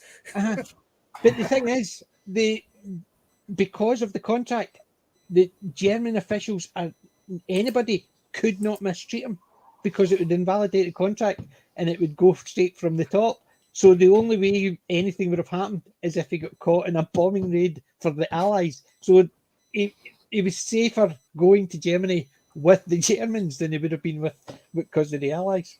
You know, and in all fairness, I am sure that some of those guys were double agents. That they were actually working for the Allied side. Oh, you can guarantee it. Getting told that they're going over there, and no matter what they do or say, they're not going to get held in. They're obviously have been very highly monitored, but still, didn't matter if they saw something, they wouldn't have been able to stop it because effectively they would have their whole missile program, everything, anything that used those IBM machines would have been in jeopardy. So they couldn't even actually accidentally that happened. So it was just nuts, but absolutely crazy. So those are some brave lads. Have you been watching anything this week apart from Roman putting yourself through all that hardship for the rest of us? Anybody been watching anything fun? Obviously, Roman's just out of that. That's no fun. You know what? Talking about the original Thing from 1951 was a real gas. And not to bring that whole conversation over here, but what was your impression of that in comparison? You saw the 1982 Thing. Do you have any memories of the 51? Yes, that was one of the first ones I remember. I remember it freaked me out when I was a kid. Because my dad used to let me watch the old classic horrors and sci-fi horrors. That's why my favourite is them. It's because it was one of the first ones I saw and I loved. But I remember the Thing. It just freaked me out. And I don't know why. Because you didn't really see the Thing early on. Not much, no. It was just the shadow and things like that. But my biggest one is the bit when they're actually they're trying to identify what it is, and they're all standing round, and it's a saucer, and it's things like that. It's just it stuck with me because it did freak me out. Yep. Yeah, Goosebumps can have that effect. Thinking, how did that freak me out? But kids, see, it's funny because on my rewatch now of 1951, I loved it when I was younger. Watching it now, I have an entirely different perspective on it because it is so different from the 1938 book and the 1982 film, which is actually way more like the 1938 book. My tagline for the 51 film is now Frankenstein on ice, because that's pretty much what it is. That's exactly it. Yeah, it's there are a lot of ridiculous scenes. I mean, it's still a fun movie to watch, but there are just things that you just kind of have to take at face value because they are utterly absurd. Dr. Carrington is, I think, everybody's favorite character in the movie. Was certainly my favorite character in the movie. He's got that beard and he has that crazy hair and he speaks in such a manner, what were my notes from 6:32 last night? Yes, you speak precise and you actually do obscure things, and people will think you're a genius. Yes, and everything is turtleneck, and he had his blazer with his college. Comes down and says, "Yes, he's got the little crown remember on what the I did yesterday?" They would think, "Nutcase, I can't quite remember what I did at 6:32 last night. Could you take my notes?" They'd be thinking, "Genius." Oh my God, it was so funny. One of the observations that we made, and I won't dwell too long, is remember they brought the Thing when it was encased in ice into the storeroom, and then they break the windows out. And it's like, why didn't you just keep him outside? It's freezing outside. You just left him out there. Basically, they put the blanket over it, the hot blanket over. The electric blanket, and the camera pans over to show you that it's plugged in and it's turned on. It's just so funny. Apart from anything else, do you know what I thought? Even as a kid, I was sitting there thinking, why would they have something plugged in, thrown over ice? Wouldn't that melt it? And wouldn't it cause an electric to go? Yeah, because I remember basically spilling stuff over in work. Well, it used to go to every weekend or every week when we were off school. My dad would take us down to the work. So I just remember my granda spilling coffee on a plug, a set of plugs, and the whole basically building just went black, and then they had to rewire it. And it was my dad and my uncles and all that were doing the rewiring themselves and calling my granda for everything. But in effect, they had to rewire all that because of it. So the idea that I'm also watching them putting electric blanket over ice. Why would they have an electric blanket not near a bed? McCready pours his whiskey into the computer in the 1982 version. Yeah, exactly what you would expect. But I must admit, it was fun. I enjoyed it, and I've got fond. I think, as you said, Roman, I've got fonder memories of it than watching it now. Yeah, no, I agree. It's still, and you watch it because it's slow. It's a lot slower, and it's not. It's not got the same suspense. But when you're a kid, things change. We're all aware of that. I still enjoy them. It never scared me then. I just was fascinated by the giant ants. Whereas this one, yes, if I'm watching it now, I've seen it that many times. It's nothing surprised me, but I still enjoy seeing the giant ants, considering when it was made. And I don't know that I've actually ever seen them. Oh, it's marvelous. It's really good. I know. Yeah, I know. I And you had the Them Empire of T-shirt the on Ants. last week. That was my big ant movie. Was Empire of the Ants. It's not the same as them, but that was the one that was on in the 70s, and I think Joan Yeah, Collins yeah. movie was in that. Yeah, I think That was Grand my Muff big ant film. was saying Well- something about the ants used to freak her out because of the noise they made. Oh, Yes, it the- was the sound, and that's what stayed with me. It was a squealy I noise. gotta watch Yeah. it. I gotta watch it. It was one of those things, like that was a film that I watched when I was younger, and I can remember that really stayed with me, and it was so haunting. Yeah. Oh, it came from outer space. Oh, that's another good one. Yeah, there it is. Yeah, I mean Yeah. that's all you really I'll need find is it. some little thing like that. Yeah. I'm Yeah. still exploring the idea that these fandoms are based on childhood memories, and children, because of their Yeah. lack of memories, are more impressionable. Period. So Yes. of course these things Well, are going to resonate more deeply. I wonder though, because Hmm. PJ, you've talked about this before. With I think it's your nephew. We remember Star Wars in a very certain way because of when we watched it. Now, Mhm. is that because that's how we remember Star Wars, or is Or that if you because go- that's how Star Wars actually is? See, the thing is, yeah, when he actually explained to me, he says it's I can't even remember. I think it was a Mandalorian. Greatest thing it's ever been done. Far superior. And I says, but what about the old? Oh, they don't count. And I said, what do you mean they don't count? Well, you look at all the new, they're more powerful villains than the old ones. It's because they need to make them more powerful because there's no personality to them. So for someone to be evil, he has to blow up 50 planets instead of one. Whereas Vader had that power. He was the presence on the screen, and he threatened to blow it up, and he just says, "I just blow it up anyway because we need it as an example."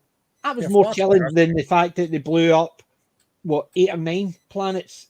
With in The Force Awakens, yeah, with the Fast Awakens, yeah, and it's that type of thing. It's just a case of yes, I think we've got, because of when it came out and the hype around it, and when we watched it with your friends, you've got a bigger hype than now. So if we're rewatching it, if we've never seen it and we're watching it for the first time, yeah, would you now have the same feeling as you then? Probably not, because your brain's different. Also, you're watching it with different company. It's not like you're going there with your 3 or 4 friends who are at the same age. You are excited, and you're excited. And it was such an experience then, and you don't have that. We've talked about this before. You don't have that in filmmaking today. There is no great experience going to the movies for a movie like Star Wars. I mean, the closest thing we've had here, and I talked about this the other day, was Maverick. In recent times, Maverick was the thing. It wasn't near the the grand scale of Star Wars, but it was a big deal as a movie in the States, and we haven't had something like that in a while. But you don't have that thing. Like when the Harry Potter movies came out, that was a big deal here as well. I didn't really care about them myself because I'm old, but the young people. That's another thing as well. Like Harry Potter, I remember standing with my daughter when she was 12, 13, midnight, the bookshop opening because the new Harry Potter was coming out and people wanted it then. So there was a queue of people all dressed up, even kids all dressed up, but even the ones that weren't dressed up had a Z on their head, anything to represent I like Harry Potter. So you see somebody, kids, it's called movie magic. Exactly, but even for the books, you had that. Whereas I saw something recently, and it was talking about Star Wars. So they were talking about Star Wars, at the time. I don't know if it was the first movie. I think it's probably the second movie, probably the Empire, right? People were queuing up the day before. They were set up because this movie, they had to be first in line. And then when they were talking about Disney's trilogy, second movie, or even the first movie, people were turning up maybe 10, 15 minutes before it was due to open. Didn't matter. It didn't matter. As long as they get in, they didn't care. Whereas way back then, you're talking about people saw the first one. It was so important. They had to be outside waiting there, and they had to be the first in because they knew if they turned up the day, they might not have actually got into the setting they want. Right. So, give me 2 secs. Hold on. Yeah, and the experience is just, it's gone now. And I think that's a little sad. I mean, I think I was on Father Miller yesterday. We were talking about Ian, the Mega Geek, was on, and we were talking about the cinema experience itself. And do people go to the cinema anymore? And did streaming affect cinema? And my answer was yes, but if you were on the fence, if you were going to go see a movie at the cinema or not, and it was available on streaming, I would probably take it streaming. If it's a movie you feel you need to see on the big screen, like Maverick, then you're going to go to the theater. The problem is they don't make movies that you necessarily want to go to the theater to see. Yeah, I was going to say that Avatar was probably the last cinematic event prior to, the last few years and stuff like that. Maverick came out right at the right time. It's a totally different animal because it's Tom Cruise. It's celebrity. It's legacy. Yeah. He's a movie sequel. It's a gigantic thing. But Avatar was a wholly unknown property. The only thing attached to it was special effects and James Cameron. But after people saw it initially, it became a must to go see it in the cinema because it was so gigantic. Do you think the sequel was going to have the same effect? Absolutely. It was. Avatar, despite being a complete rip-off from Ferngully, right? It is absolutely visually stunning. Starship Troopers, come on, get it right. Well, no. Ferngully is the father of these types of films that Avatar is doing, and now we have 4. I repeat, 4 sequels planned for Avatar. We shall see. We shall see. I had a more poignant thing to talk about since you were already breaching this topic. It is the whole thing of queuing up, going to a place, it's midnight release and whatever. And I don't know exactly when this video game came out. It's called Destiny. There is now Destiny 2. It's basically modern warfare. It has no story, it has no content, but it's visually stunning. It had Peter Dinklage being your assistant robot. It had tons of concept to it, but there wasn't enough content there. But what for me was the most jarring thing is I decided as a 40-plus old geezer, I'm going to do a midnight queue up and go and grab this because it looks amazing. It's visually stunning. It has famous actors that I like. And this was early 2010, 2012. I don't know exactly when it was. But I joined the queue, and this is central London. And there was nobody talking to anybody else in the queue. Oh, just a dead line? They were just standing there to go and grab their copy. Exactly, complete zombies. And I was one of those people that actually slept over the night for getting Lord of the Rings first showing tickets in the cinema. And everybody was friends with everybody. There were even Boy Scouts. There were people like me, military experienced ones. We had proper camping kits. We were sitting outside a cinema in the middle of a major city. And we were having cookouts. We were having feasts. We were talking with everybody else that was around us. It was a shared experience. It wasn't only the fact that you wanted to go there to see Lord of the Rings. It was the fact that you were there to go and see Lord of the Rings. It's like, why are you here? Why do you like Lord of the Rings? Do you know anything why do you about like Lord of this? the You get Rings? to have the conversations. It's like going to Comic-Con. Mm-hmm. Yes. But that was completely gone. And this is central London. Central London is about what? If you take away all the outside commuters and everything, it's still a city of 8 million people. There should be a few that may manage to connect, but it was literally like stepping onto the underground. Yeah. But see, As long as you don't bump into anybody, nobody cares. Yeah. Wow. I think the difference between then and now is, yes, Melvin says about the big TVs and stuff like that. Mm-hmm. But I think the difference is, see, when I went to the cinema, I inherited it from my dad. So when I used to take my kids to the cinema. It was an event. It wasn't a case of we go to the cinema, watch the movie, and go home.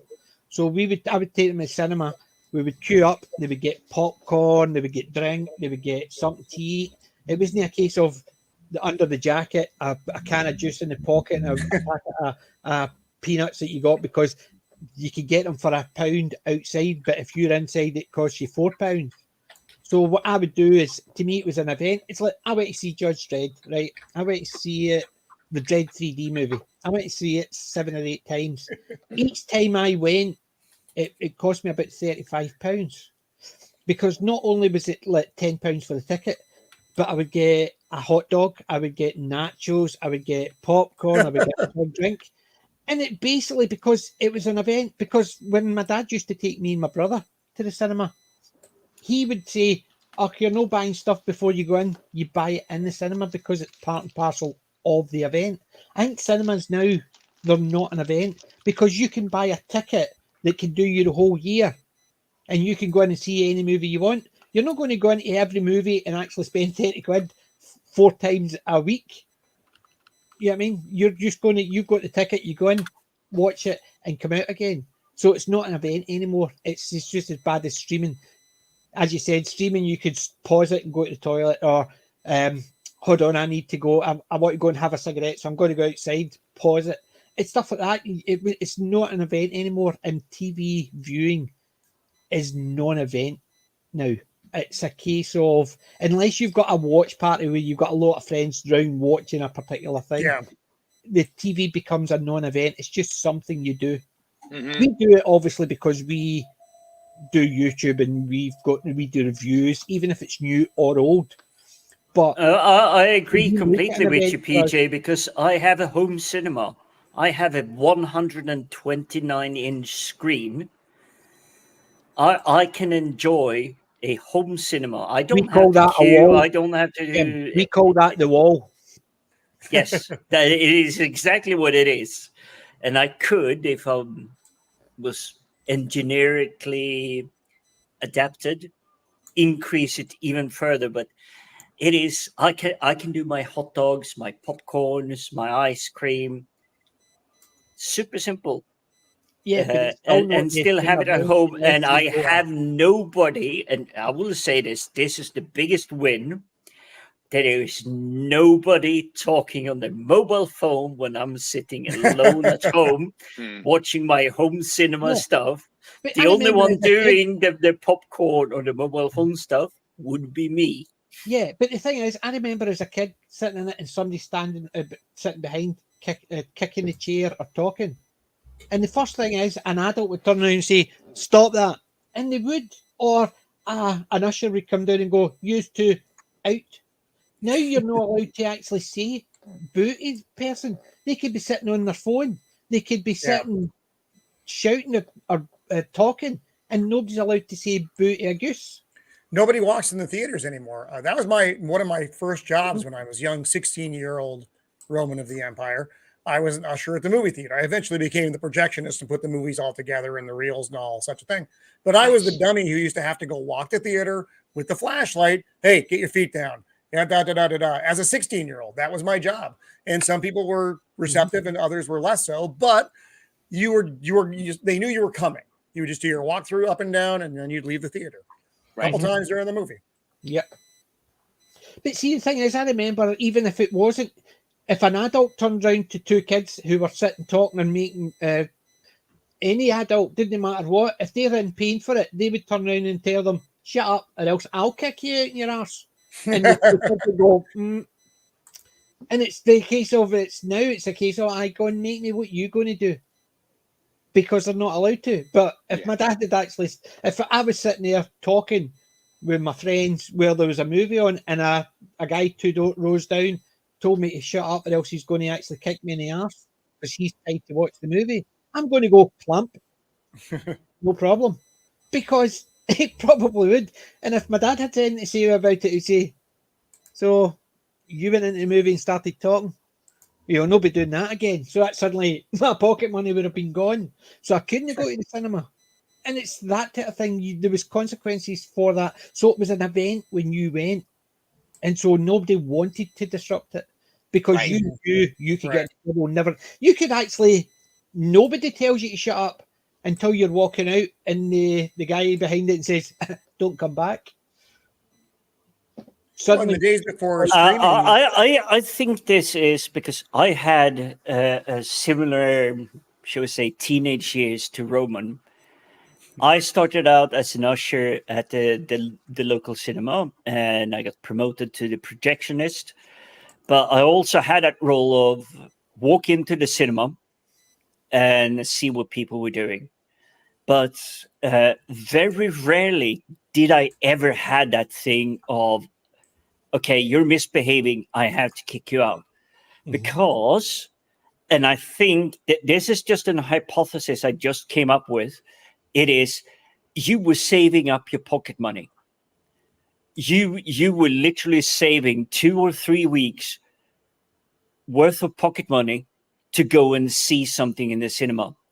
And if you got told you might get kicked out if you misbehave, they were going, it's like, fuck, I saved money for 3 weeks to go and see this thing. I'm not going to misbehave because it's going to take me 3 weeks to get back in. And that is if I am being let back in because I misbehaved the last time. Jim, and behavior was a lot different back then. I mean, you and I are not, as old as Methuselah, but you remember a time when people acted, you're like a biscuit older than me, when there was a time when people acted responsibly in public. Yes. You didn't have people speaking loudly. Cell phones didn't exist. And people just generally behaved like normal humans. They didn't act ridiculous or feel the need to act out. So people would, oh, look at me, look at me. It was a different time. I mean, or feel so entitled. Yeah. But yes. Yeah. Well, when said, yeah. It was absolutely different kind of behavior. And I feel a little bit lost. I mean, I still consider myself quite young, but I've been around since the 70s. I was born in the 70s. So I've been 70s, 80s, 90s, noughties, 10s, 20s. I've been around for a little while, but when I was growing up, there was definitely a lot more respect. Yes. Yes. In general, just like respect the elders. Yes, you can question them, but you don't go tell them to go F off to Pluto. You do to me. Yeah. And like Wendy and I were talking about older than I am, so I feel I have that leeway, but it's still, if you say it's like, okay, we had the fun, but stop here. That is a limit I would respect. I wouldn't push it further. Yeah, a lot of these theaters that we went to go see movies in, they were local movie houses, and everybody in the town knew everybody else in the town. Yes. And the sheriff, if the police were called, they wouldn't bother, writing you up, or they would drag you into the alley. The lobby. They drag you home to mama to pick you up. And you were in big trouble then because the cops couldn't smack you around, but your dad would. So, yes, absolutely. but it was literally the first step of the police officers were, okay, we're bringing you home to your mama. Yep. And you knew you were in trouble. Yeah. Oh, do you know? I remember when I stayed in Easter House. I stayed in a big city my whole life, Glasgow. It's not as if it's the biggest city in Scotland. It's actually Glasgow's the biggest city in Scotland. Edinburgh's the main city, the capital. But I think Glasgow's bigger. It's more spread out. But we stayed in an area, and there was a beat cop, Big Wally the Police. And I remember once it was my younger brother, he's found, it was something stupid he'd done. So Wally caught him and took him up to my dad, up to the house. And my dad said to Wally, he says, see if this ever happens again, I don't want you at my door. And he goes, how? He says, just put him in the arse yourself. And he basically says to the cop, if you catch these two doing that again, don't bring them up. Just put them in the arse, because I'm going to put them in the arse if you bring them to me. So he gave the cop the permission to put me in the arse and my brother in the arse if we did something wrong. Mm-hmm.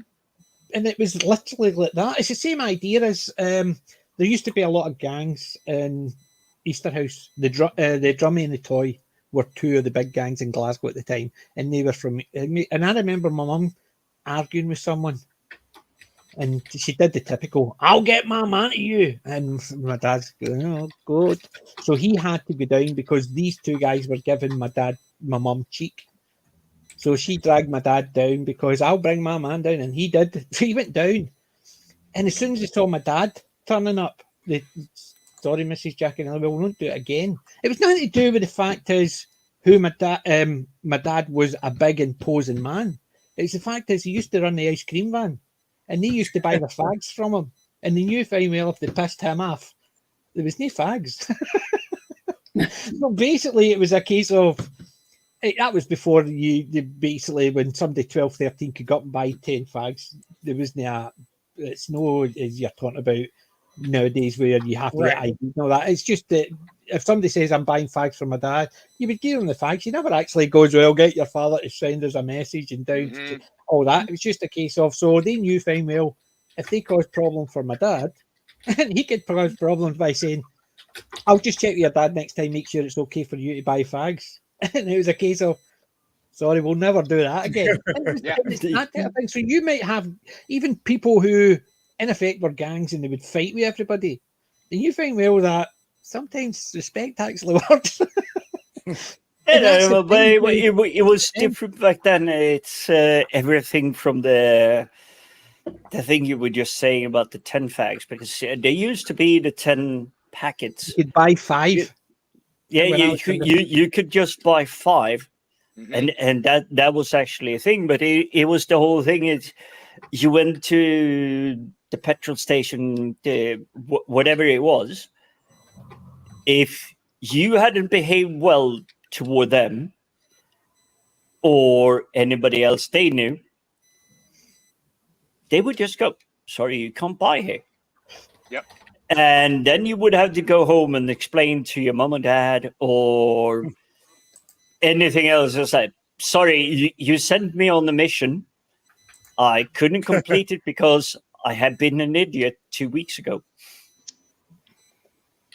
So it wasn't like you could sneak it under the radar.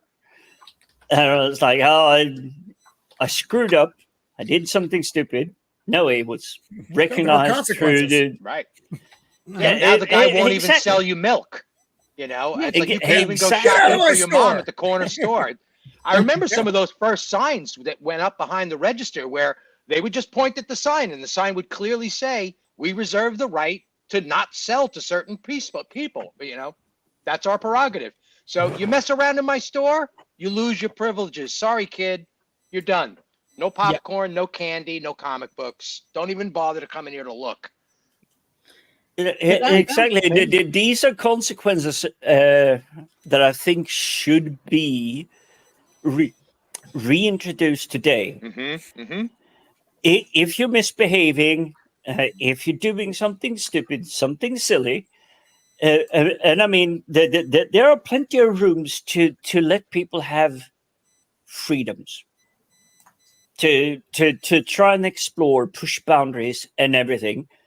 But if you're definitely stepping over, like you're just knocking over a shelf at your local petrol station, just you because see that on the news all the time money. now, or on YouTube. You see those videos all the time on YouTube. Exactly, but if you're the one that did that, that petrol station should be able to say, no, stop. And something I think society is missing today is my local petrol station down there, and the off license over there, and the Domino's over there, and the curry house over there, and the newspaper agency over there. They all used to talk to each other. It's like, hey, this tall bearded guy looking like a Viking, he was shouting at me, calling me names and everything. Back in the day, I would have instantly been banned, blacklisted completely from all of these different services because they talk to each other, but they don't do that today. Yeah, they actually, I remember when people started, before they abolished the use of checks at certain locations, but they used to put up a photograph behind the register of people that had bounced checks or stolen items or tried to, and there was actually laws put in place that told store owners they couldn't do that anymore because they weren't allowed to publicly shame people. It's like, well, hold on. Publicly shaming should still be It wasn't exactly shaming. Exactly. I would say it was more like you're stupid. I'm stupid to Roman. Roman tells PJ. PJ tells Steven. And when and then some of you spread it to Alex. It's like, okay, I'm a persona non grata on this stream because I was an idiot. I can do reparations. I still have that means of method, but as long as I'm maintaining that stupidity, I should not be welcome on the stream as nothing happened. Right. Yeah, I actually I make it a practice to anybody that's willing to actually hear it. I go down to my local Starbucks, and the local Starbucks cannot do anything about a homeless person just coming in there and sitting down and just taking up a whole spot with all their luggage and everything. Yep. And if I feel like the person might be a little receptive, I'll tell them, I'm like, hey man, this is a really cool Starbucks. If you behave yourself, you can come in here and sit down for hours and charge your phone. They won't bother you. You know, just don't be an ass. If you're not an ass, you can come down here all the time, man. Nobody's going to stop you. No need to flinch. Just be cool. That's all. How many people have actually decided going into a comic book store, used to standing there, reading the comics, standing there, going on along, and nobody kicks you out? Nope. But yeah, I know. Maybe once I have, but I always feel so bad because you're supposed to buy it and not go to the comic book store and read the entire thing. And this goes like, oh, I'm putting it back up. I got the information. Don't need to buy it. I feel bad. I even feel bad reading like the first 5 pages. It's like, okay, this is interesting. I'm gonna buy it. But hey, that's just me. Right, in and out. So it's a psyop operation, right? That's a Tunnock's tea cake. I'm eating. There is definitely no Marmite going on here. Crackers and cheese, love it. Fine. That's way less interesting to me, but you should have just lied. I would have been happier, but it's fine. Yeah, you know, you get me some cream of broccoli soup or some some cream of mushroom soup and some crackers. Oh boy, I'm your best friend forever. Oh, you're muted. You're muted, We lost PJ. We lost PJ. It's my butt. It's my mouse. If I click on it and then for some reason my mouse clicks occasionally, it does that. I remember a couple of times it'd kick me out the stream. Yes. It's the same idea. My mouse for some reason does that. But Tunnock's tea cake, that's my favourite. What is a tea cake? A tea cake is basically it's just a biscuit with a bit of cream on it covered in chocolate. Oh my goodness! Tunnock's is a Scottish firm, and it's quite well known. The caramel logs, caramel wafers, tea cakes, bits and pieces like that. Remember, you really need to enunciate caramel log. Otherwise, it's camel log, and that has a negative. Yeah, no. No. That was caramel log. That was a caramel log. Yeah, roll that R. You caramel.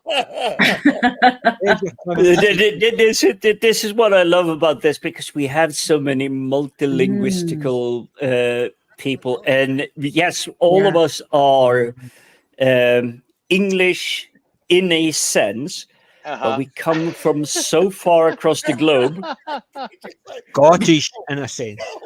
Yeah, well, Scottish in a sense, but even so, you do speak a kind of English, just like I speak a kind of English coming from way north in Scandinavia. And it is just the understanding. And I think I mentioned it. This must have been months ago, but it is in Australia. They do the advert for their natively brewed beer called Foster's. Yeah. And is basically greeting the crowd with, and I know we're well into the hours so that YouTube won't scan anymore, but the adverts literally go with, "Hello, cunt. Here's a Foster's for you." And you go as like a British, a Canadian, as an American. It's like, hang on, that's a swear word. But in Australia, it's actually a greeting word. Big difference. Big difference. I watch a guy named Baring down in Australia, and he goes on about that all the time. He's like, all right, the rest of the world, you have to understand, this is just the way we talk. You're all cunts. There's just nothing about it. You know, it's not a bad word. It's just a word down here. It's hysterical. It's the same in Scotland. It's the same in Glasgow. Yeah, I mean, it's the exact same in Glasgow. That's not a swear word. That's just how people greet each other. Yeah. It's like the word biatch in LA. It's almost the same exact thing. Yo, bitches, what's happening? Like in the middle of a family restaurant with kids sitting right next to you. What's up, bitches? That's the old joke, isn't it? You walk into a bar and say, "Yous are all cunts and yous are all bastard." Hey, I'm not a bastard. Get out there then. Exactly. But that's a very Scottish one. It's like, okay, you're not one of them. Go over there to the other one. But I will say this: as when I moved over to UK in the early 2000s, and I think there might only be 2 people on this call that may be able to give any clarity to this, and it would be Alex and it would be PJ. What is the difference between a wanker and a tosser? A tosser's just is an endearing name for someone. A wanker is actually one of the Bundy's in-laws. Well, maybe, but I, as someone coming into United Kingdom, I see no difference between a wanker and a tosser, because it's literally meaning the same thing. But one's an endearing way, so you'd say you're a bunch of tossers. It's an endearing, you're implying something, whereas if you're saying you're a bunch of wankers, that's you basically slagging them off. Right. But that's the difference. Anyway, what I'm going to do quickly. Take of the week. When if you can hold off for 5 minutes, I'll do my pick of the week just so you can see what I've got. Yes, that would be lovely because I'm basically either going to fall asleep or barf soon. So Yeah. Oh, So excellent. I'm going to do that. Right. At the Comic Con. I'm hoping for falling asleep. That's what I'm hoping for. I've shown the guys this. I bought some stuff for the dogs. That's for Yeah. Aww. Buddy. And this one's for Buddy. Aw. Benji is basically OTT crazy. Basically, he'll sit there and get clapped, but he'll jump around, bark, and do nuts because he's crazy and stupid.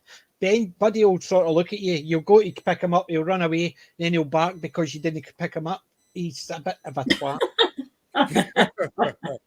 So one of the first things I got. This is my stinky. This is my stinky one. Oh Lord! This is my stinky one. It is a scented candle.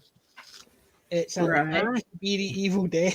Oh, that is awesome. What is the scent on the candle then, out of curiosity? It Evil says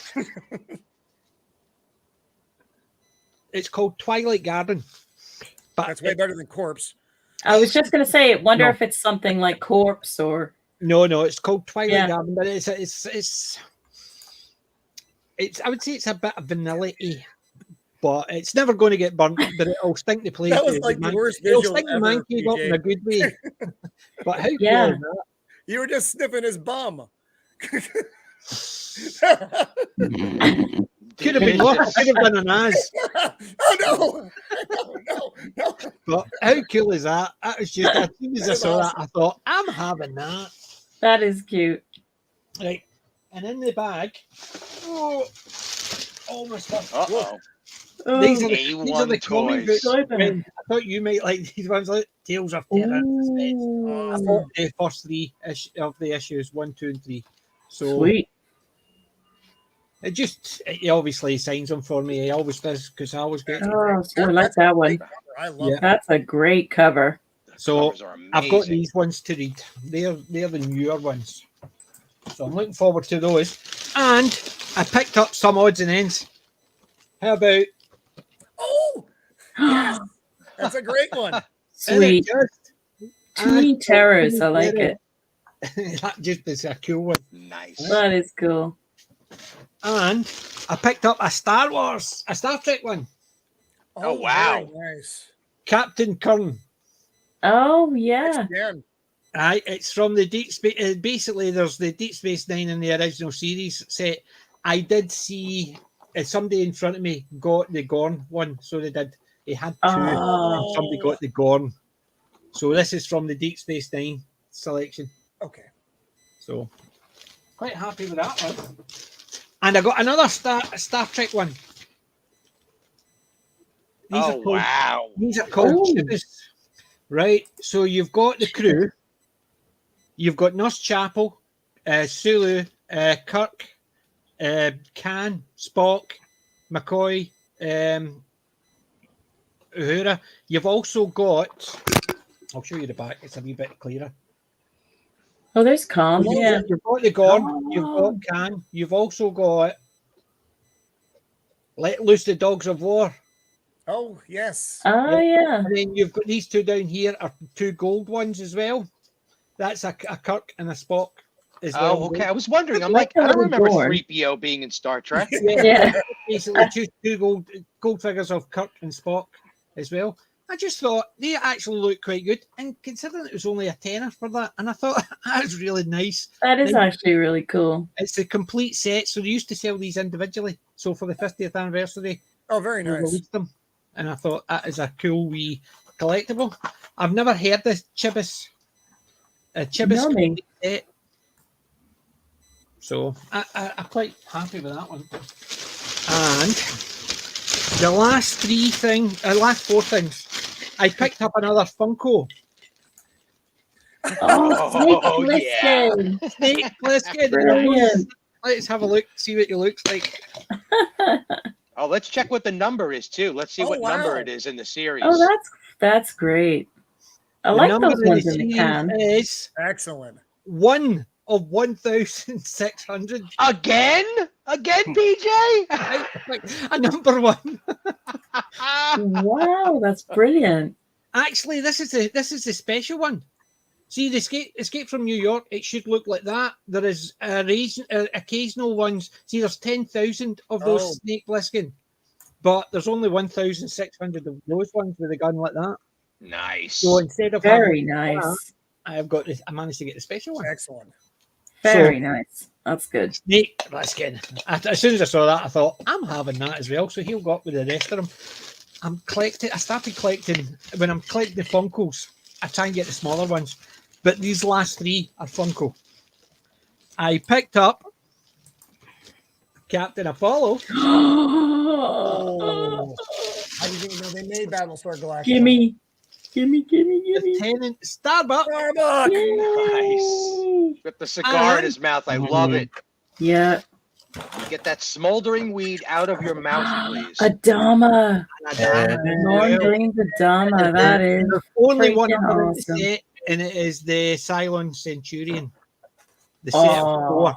So I need to get the Cylon Centurion, but I would definitely get that one. Yeah. yeah, these are There's so much money you're gonna have to spend this year now. Look at that one. The cigar. That is awesome. So Yes, that was I'm jealous of Starbucks there. Yep. Yeah. So I picked these ones up. That was the last of my collection. I didn't even pick up T-shirts, which I normally do. But as I said, I spent about 140 quid and all this stuff. So, Wow, I'm actually feeling good then for this week. yeah, so that was my pick of the week. I thought I would get it over and done with so Wen could catch it before she had to go. Yes. Thank you for that. Yeah. I did pick up one or two things that I think even I was sitting there going, when I saw them, I just had to pick them up.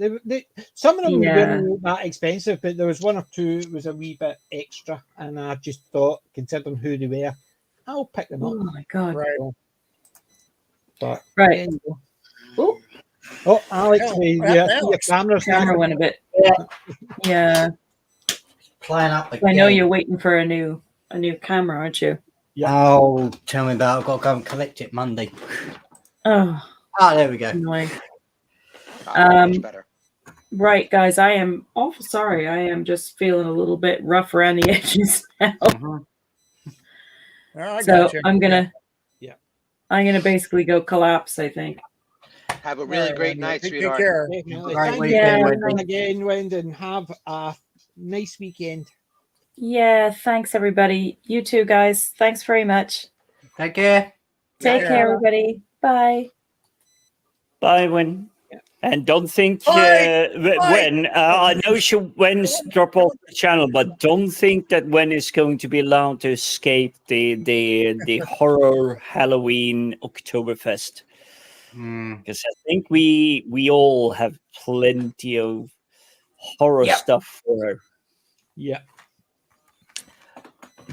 It's possible I can do my pick of the week.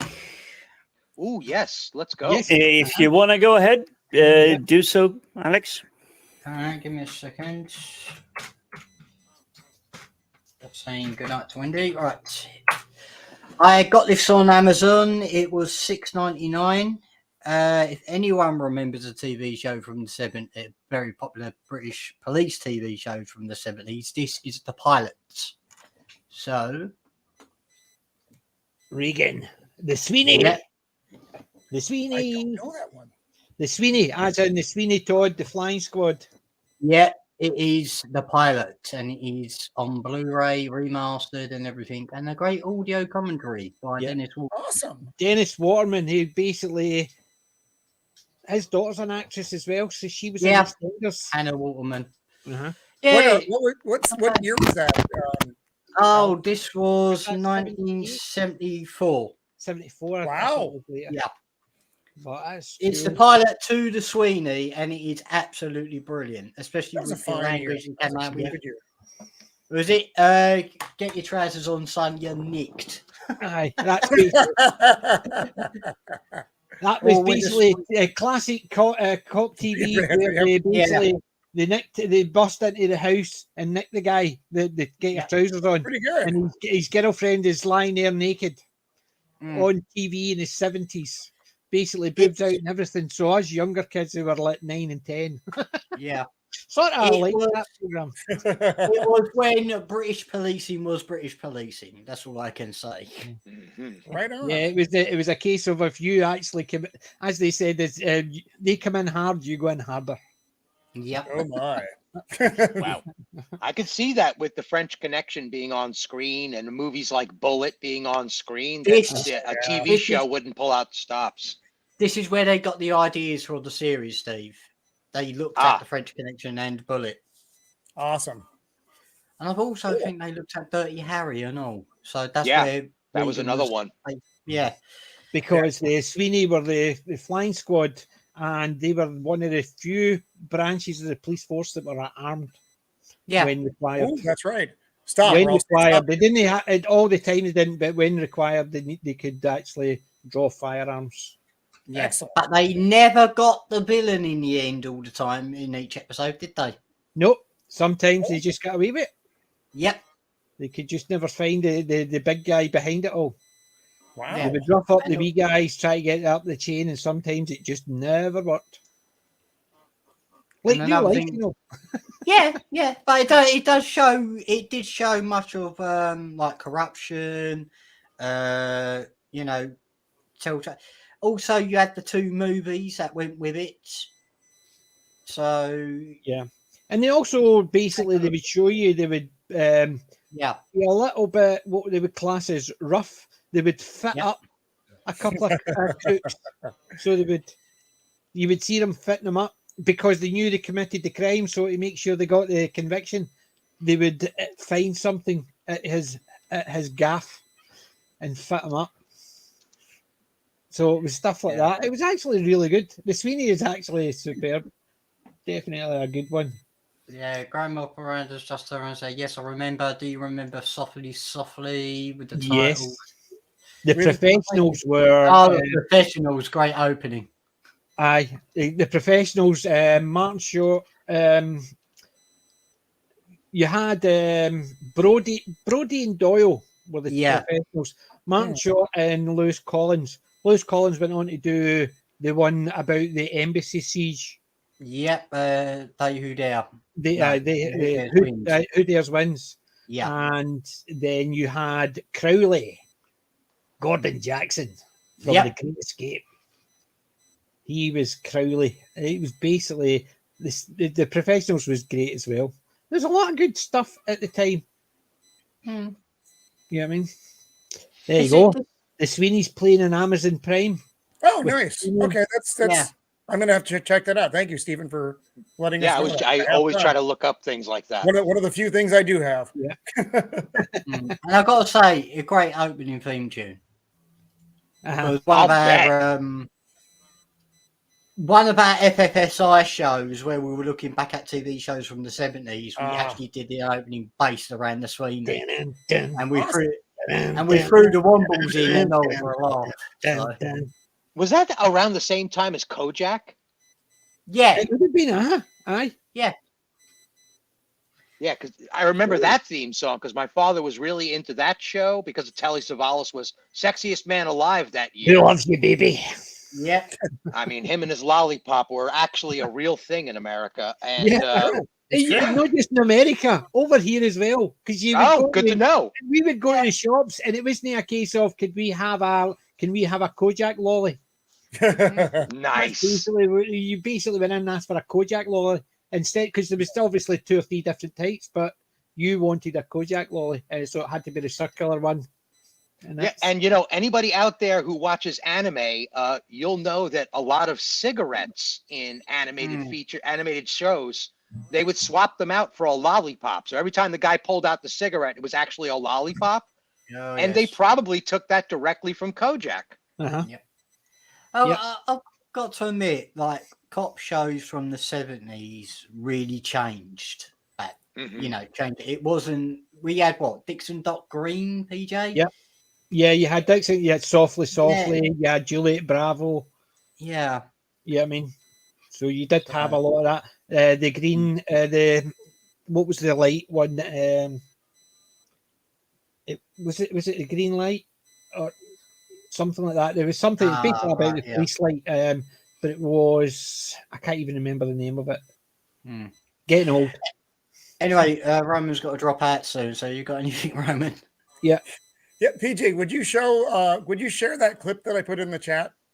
It's 21 seconds, and then I'll take up about 40 seconds with my other stuff. Where is it? It's at the very top of the private chat. And not at the very top of the private chat. And Kojak was 73 to 78 for all those curious members out there. I can't find it in the chat. Roman, are you really going to drop out of me showing something that is bigger than my Ming? You want to put it back in, see if I'm there. For some reason, is it gone? If it's gone, it's gone. It's not that big a deal. But okay, so we've got the Sergeant Rock comic that I was talking about earlier. Hold on. This is the one.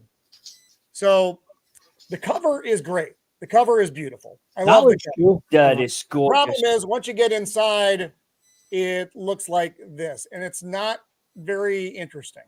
It's okay. The color palette is kind of blah, and the artwork itself is kind of blah. And the story itself is kind of I'm not inclined to pick it. It's got a grade washed out, doesn't it? The whole book, that's the whole book, looks like that. So it just kind of is what it is. I also got my ISOM #1. Nice. I haven't cracked it open yet. So I'm saving that. You should have actually cracked one open and kept the other one unread. The other one went back. The other one's gone. The other one is back in the hands of Eric July. And then this came in the mail a couple days ago. Ooh. This is Iron Man War Machine.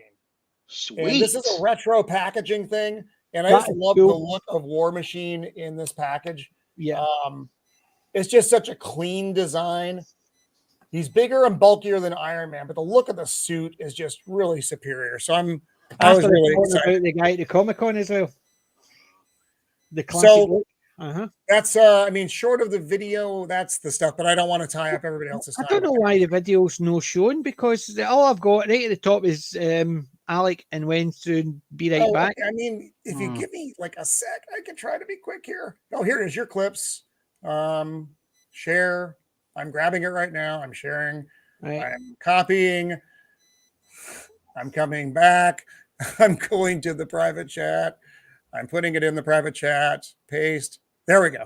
And it's there. There, it's there. Right. Okay. So this is the thing intro for our long form talk from on Thursday. Right. Hold on.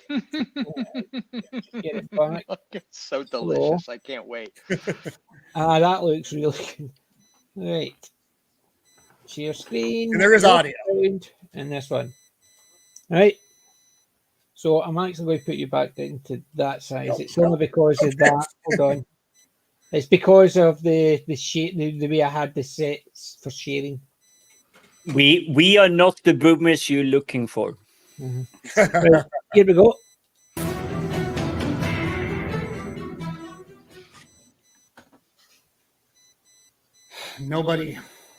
Nobody trusts anybody anymore. We're all very tired.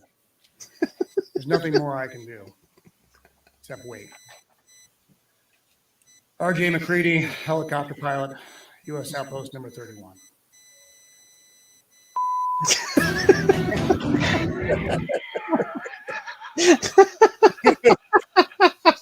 And then you had 3 hours. I'm sorry to say, Roman, because I know you're the similar level of age to me. It's my haircut when I did my military service. He was not good. He was not good. Yes, I was professional. I was doing a lot of very dangerous, explosive, civil engineering, design, build, destroy. My haircut was literally that of ABBA in the 1970s. Oh, wow. Oh boy. So, someone that you're giving is like, this will blow something to the moon, and you have that haircut. I try. I used to have a on that, I'm going to keep my monitor on after I go. So while I'm packing up my stuff, Jim, I can watch what your pick of the week is, because I need to see something bigger than your Ming. So thanks for having me on again this week. It has been a lot of fun, as it always is, talking geeky. And I'll see you guys on Monday or Thursday, 5 Pacific Standard, and randomly throughout the week as I do things that I hate. Problem. Remember, we're doing Wednesday Alien Nation. Oh, Alien Nation is this week. Oh, What, are we doing it Tuesday? We're not doing it Tuesday. I have to. Wednesday, Tuesdays, Alex, but that's not until November. Later. Okay, right on. November, end of this month, actually. So, there's one at the end of the month. That's but we're doing the one about. We're doing the one that's not a number. November. So, all right. Before Mrs. of the Empire bans me from all streaming, I bid you adieu, and I will talk to you guys later. Peace out. take care, Roman. And I was just took a quick peek over at our numbers on that show. We've got almost 200 views on that Thursday show. That we just did it on Thursday, and we've already got almost 200 views on our thing discussion, which is really awesome because we had a great time. We went almost 4 hours discussing it. We were really digging in deep. It was awesome. So yeah, check it out if you haven't. It's so much fun. We had a great time. Yeah, ping me as always, Stephen. I'll try to tune in if I'm awake. No, I mean it was Thursday. It was this past Thursday's show, so it's up on Roman's channel. Yeah, it was the one about the thing. That was the one. Yep. They're talking about the thing, the book, the 1951 and the 1983, 87. When was this thing? The second one, the John Carpenter's thing. 82, I believe. Was it 82? I thought it was 83 or 87. Don't know why those 2 years, but the 1951. So it was basically the novella, the 1951 one and the 1982 one. That's what they were talking about. Yeah, and it was fun, but yeah, I sat and listened to it on Friday and work. I watched it over lunch. I watched it over lunchtime on Friday, so it was actually really good. You should, Jim, catch it if you can. I think I was actually part of the panel, but not panel. I was part of the audience. I had my like. I had comments into the show and everything. Yeah, I remember seeing you show up. But it was sadly running too late for me. It's like I was just feeling like I'm falling apart. Sadly, I'm feeling I'm falling apart again today because I've been up for 18 hours. Nice. Holy crap. But I do have my pick of the week. Right. Okay. But it's only partial because I spent. Let's see if we can get this up here and get it in. You can't really see this, but it's too blurred because it's too small. And if you go further back so it's sharp, it's too small. And you can't really read it. It's one of those things. Sadly, but it is a £12 ticket. And I will save a lot of the stuff that I got for £12 for maybe the next 5 to 8 streams. That is how much I got for £12. So I'll begin. I've done that before, and I've said I'll keep them for the next 4 streams, and then I show them all in the first stream. I have a bucket ton that I got this time, and I'm really pleased with it. I just don't know in what order to really present it that well. So I'll begin with this one. Who Framed Roger Rabbit? Jessica. And this is quite a heavy one. I don't know why it's a really heavy one because it'll be the book in it. No, we have the book. Have you got the book in it? There is no book in it. There is no book in it. It's just the DVD. But it is very heavy. Oh, that must be the I essential haven't point, actually unfolded to see if there is like something extra, but this is this is heavy. It Heavy, weighs man. a lot more than I thought it would be. Such a great movie. It's very heavy. Yes. Christopher Lloyd is basically the baddie. It was just fun. It might just be That's the why it's heaviness heavy.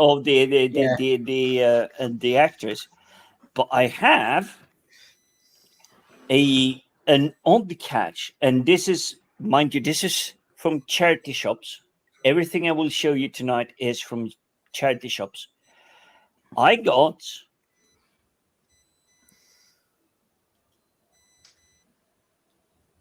a DVD. That's basically Mark That's a Hamill documentary, isn't it? and the trilogy. Ah, yeah. Remember watching the documentary? It's the bonus materials from the nice. original Star Wars. And it has the same thing. This one is lighter than the one I just showed you, but it has the same thing. There's a tiny leaflet. I wouldn't say booklet. It's a leaflet. It's like 3 pages. That's it. Yeah, I've got the trilogy and that, so I've got the 4 of them in a set. Yeah, but it is still really heavy. So I'm looking forward to checking out. Have you been smoking a spliff tonight? Because everything's heavy, man. Cool. No. I'm going Doc Brown. Heavy. There's that word again. Is the gravitational shift of the Earth actually increased? Best line ever. Exactly. But let's bring us back. And I wish we had the rest of the panel on, but I know that they're tired and everything. But this is something from the era we grew up in. We're talking when Disney was actually doing Disney films and everything. Gulliver's Travels, and it's Richard Harris. It's the Richard Harris one. It's not that Jack Black piece of crap. Yeah. The Richard Harris one is superb. It's when an actor could act. Yeah, that's a pick and a half. I like that one. Yeah, but however, this one is like featherweight compared to the other ones. It still has the same thing, just a DVD. Oh, crap. I haven't. Yeah, but that's a superb one. That Gulliver's Travels is a classic. It is a good one. Nice one, that one.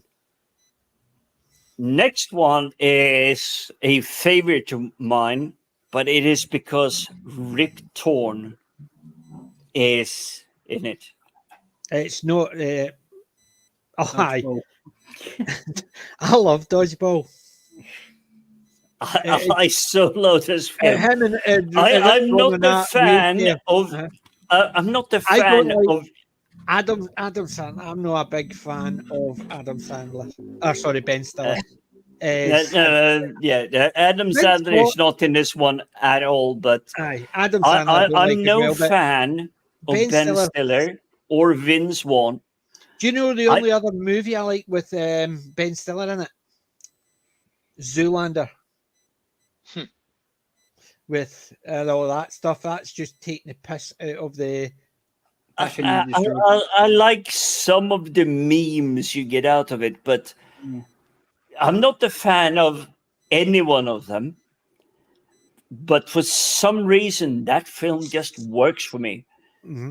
Somehow there is some, and this is back in the day, Hollywood magic worked. You could take the worst of the worst,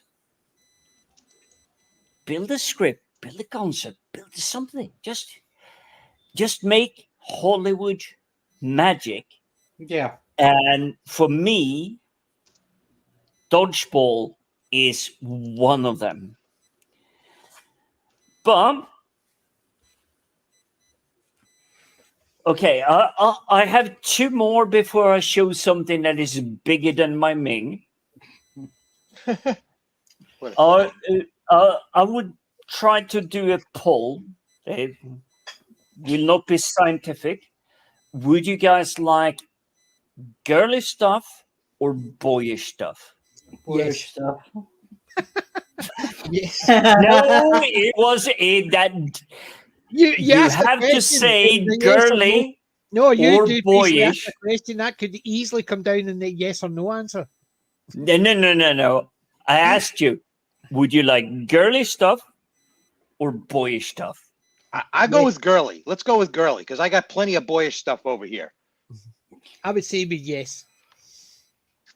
Yeah, you're still not answering the question, but if we're did going with the girly stuff, and this is another one that is a oddly heavy, but there are no booklets. There's nothing in there, There you go. the package is A heavy. bit of both. A bit of both.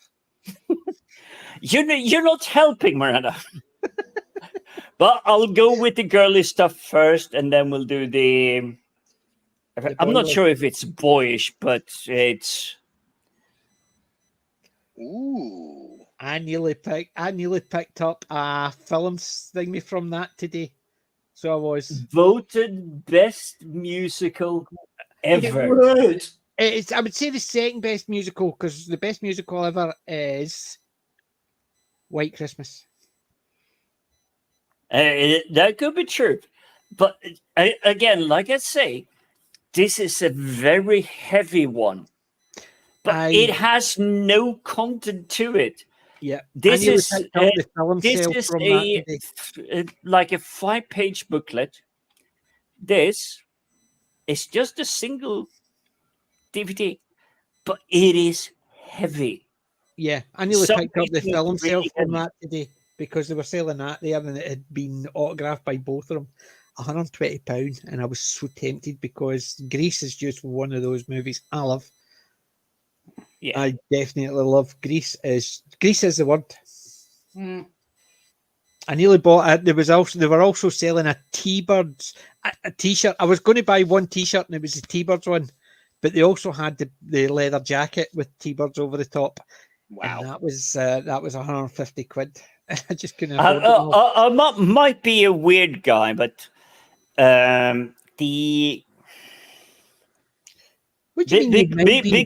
because of the. I wouldn't say dressage or the style or the fashion or anything, but what Sandy was wearing, obviously the male kind of version of like tight wearing black jeans, leather jacket. That is how I see myself still today. Yeah. Almost 40 years later on. It's like that looks good because you obviously had Danny trying to be the hot jockey and everything is like the football jersey jacket. Yeah, I like Miranda's description of why your DVDs are heavy. DVDs were napped from solid plastic made by artists. And Melvin, I'll agree that's a really good one. I prefer Calamity Jane above Paint Your Wagon, but the two of them are in my top 10. Yeah. So there. And I'm not a big one for musicals, and those two, Calamity Jane and Paint Your Wagon's in the top 10. Sorry, Jim. Right. Yeah. Well, no, there is no sorry because I still got stuff coming. No, Jim, and we're talking £12, and I have stuff for the next 3 or 4. Let's talk geeky in these £12 included in what I've already shown, and you're gonna be surprised because there will be more. But we're still sticking to the DVDs. And like I said, you could choose the girly, as in going for Grease. But girly, that Grease isn't girly. I'm not thinking Grease as girly, but if I would have to try and define it, Grease. Cool. Would a girl want to watch this, or Arnold Schwarzenegger crawling through the jungle trying to kill an invisible monster? If he's singing, no. Exactly.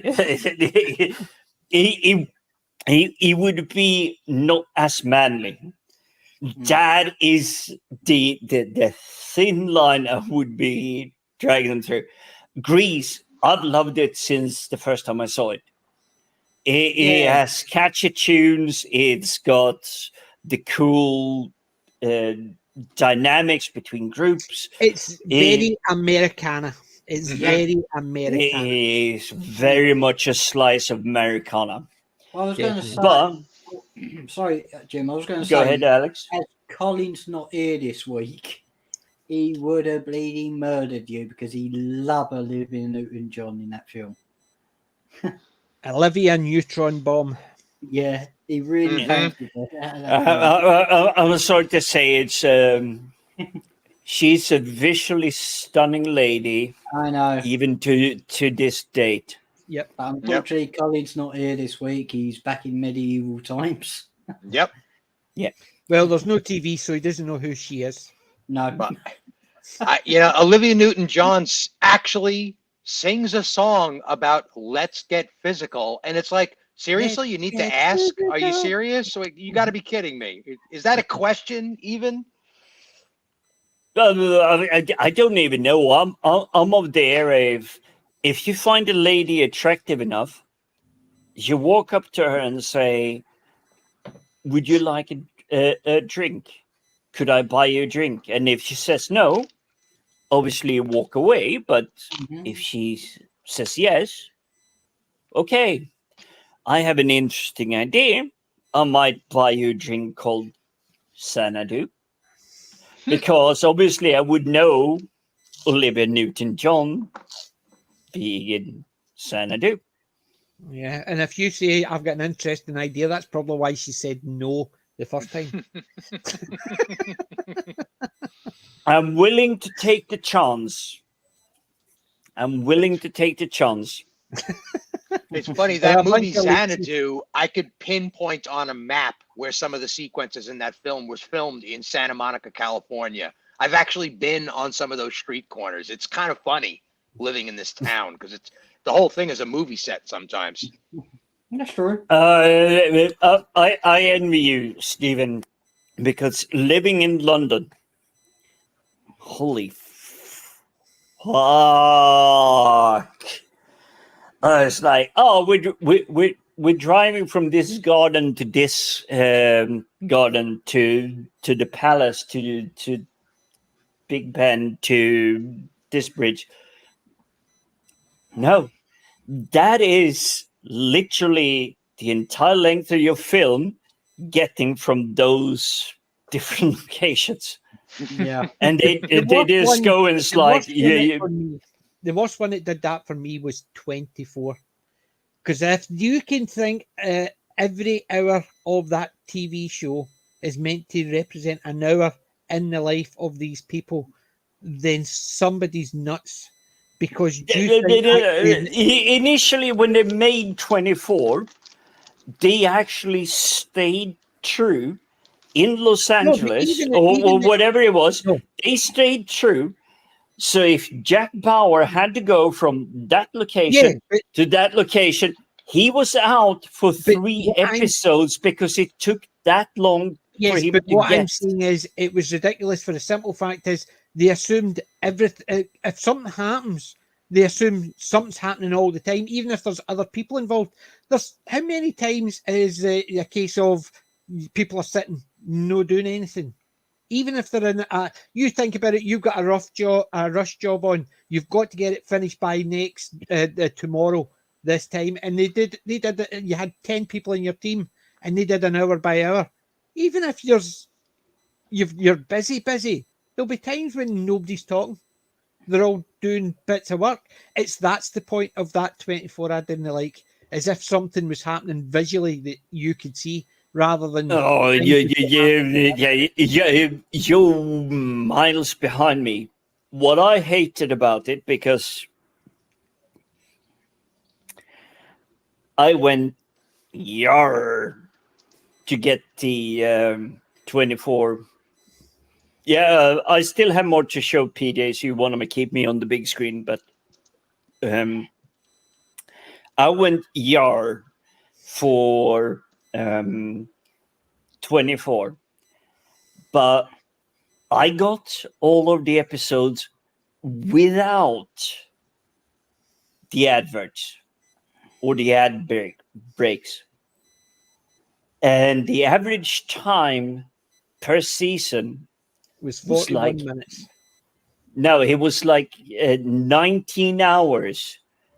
And you would just go, this is supposed to be 24 hours that these guys are doing it. But when you add the adverts, and they actually designed it. They didn't make the 24 hours. They made the 19 hours. And they just go, just chuck some adverts in there. No, but that's the point. They don't just chuck some adverts. They know the companies are going to put adverts in it, so they design it. That's why most programs that are an hour long, if you get them on DVD, they're like 42, 43 minutes, because they know in an hour that's how much adverts are going to run. So they design the program to be 41, 42 minutes.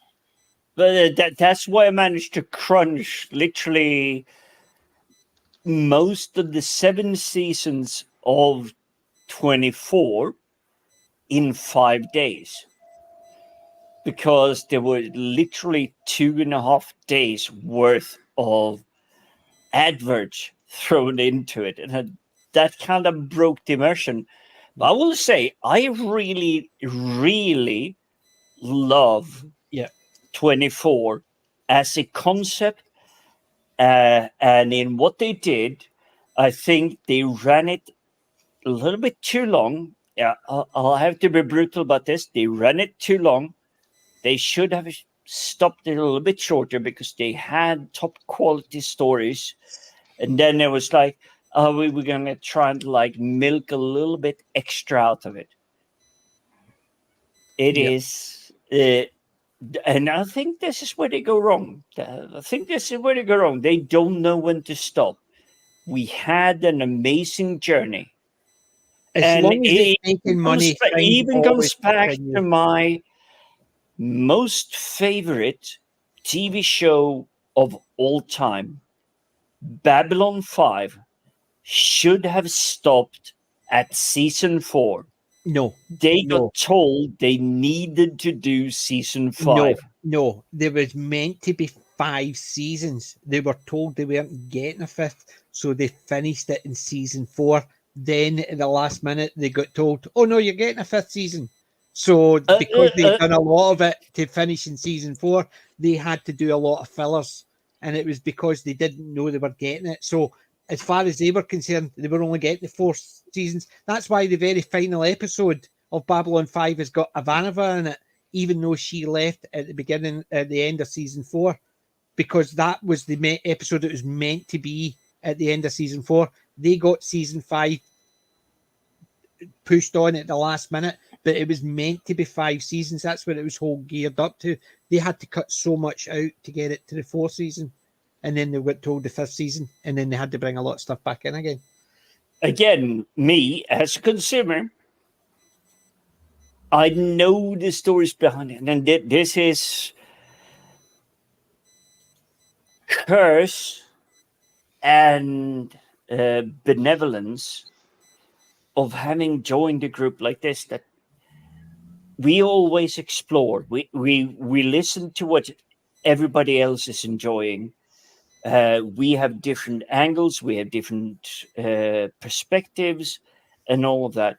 For me, Babylon 5, if I knew nothing about Babylon 5 above what I really did at the time, season 5 should not ever have happened. But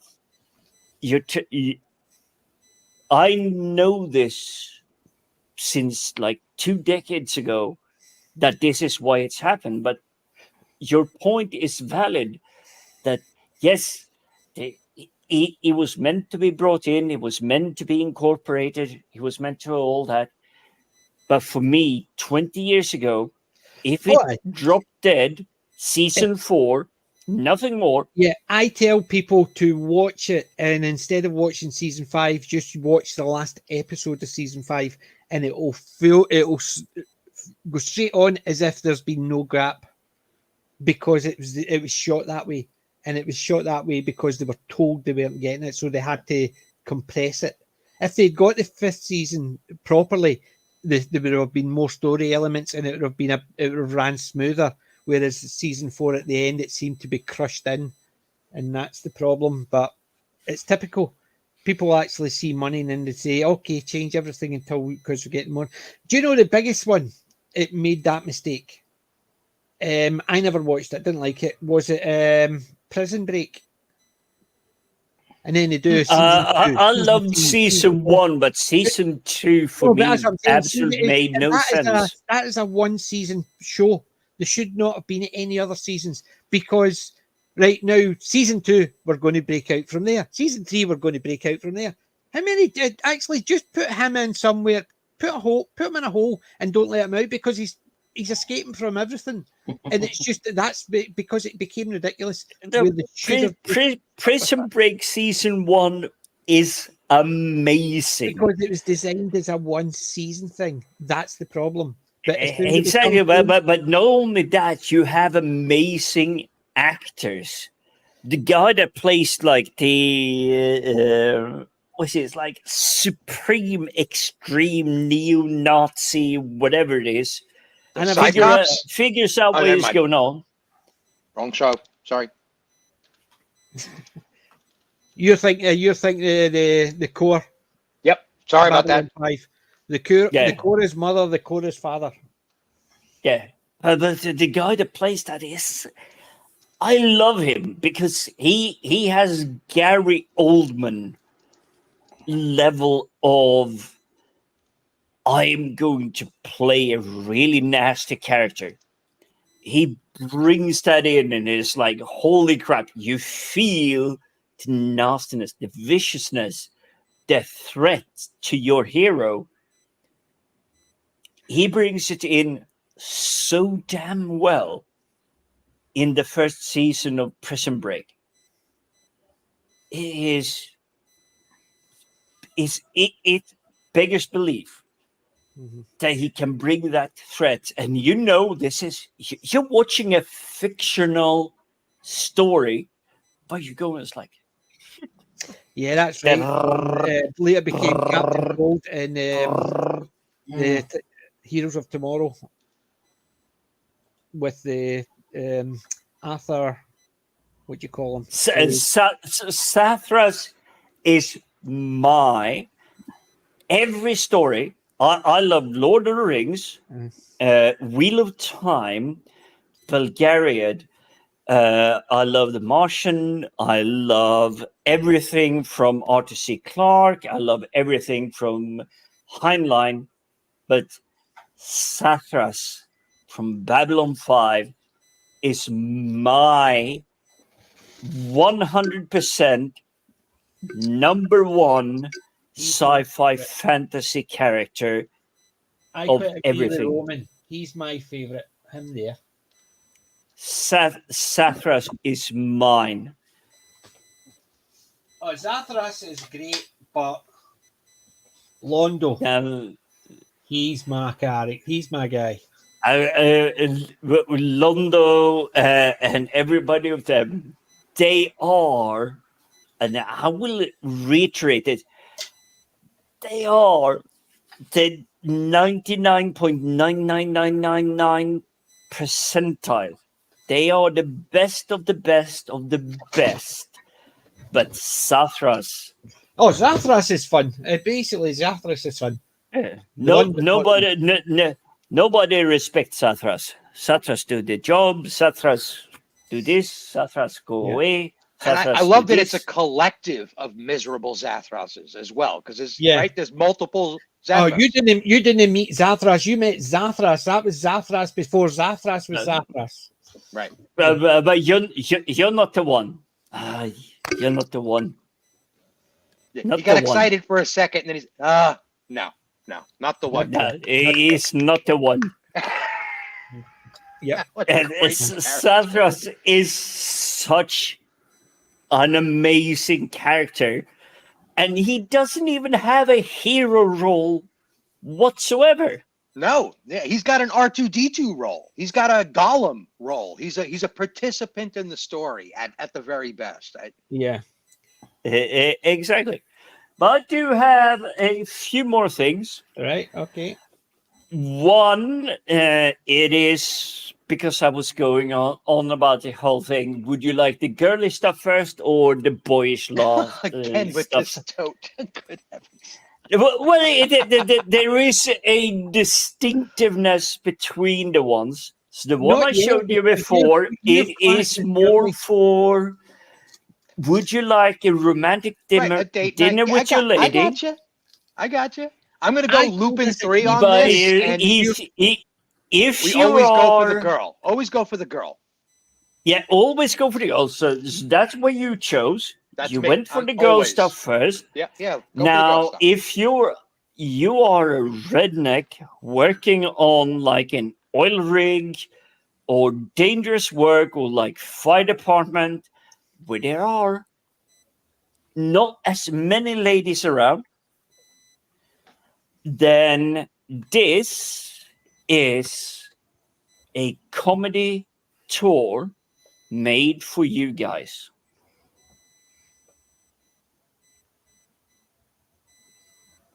I Okay. can honestly say I've never even heard of that one. What is Yes, it? A comedy? and Blue Collar Comedy Tour rides again. Okay.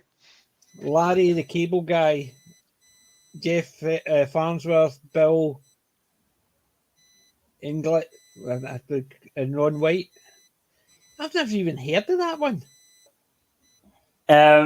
let's just say these guys are fathers. They are married, very respectful of the ladies, but they just go, it's like, our children's are shit. It is that kind of level. It's like, what did I do wrong? But they do it in a tasteful, and this is why I like it. It is meant in a good spirited way rather than just going as like, fuck women, fuck children, fuck. It's meant in a really tasteful way, and that is what they managed to do. But there will be stuff, and I think it's Bill Engvall that goes to his neighbor and going, I didn't know that you installed the boombox in your car. No. It wasn't a boombox. It was me stamping on the imaginary brake, trying to teach my 16-year-old daughter how to drive. It's those kind of jokes. It's subtle. It's family. I have a wife. I have kids. I have this. And it isn't New York-cana. It isn't Los Angeles. It is smack in the middle of America. That's why they're calling it Blue Collar Comedy Tour. Because it is in those flyover states where these guys grew up. You've got Grand Muff interested, so that's something. Yeah, definitely something to look out for. Yes. I do have 2 more items. So one of them is bigger than my Ming, and I think you would like to say that for last. The other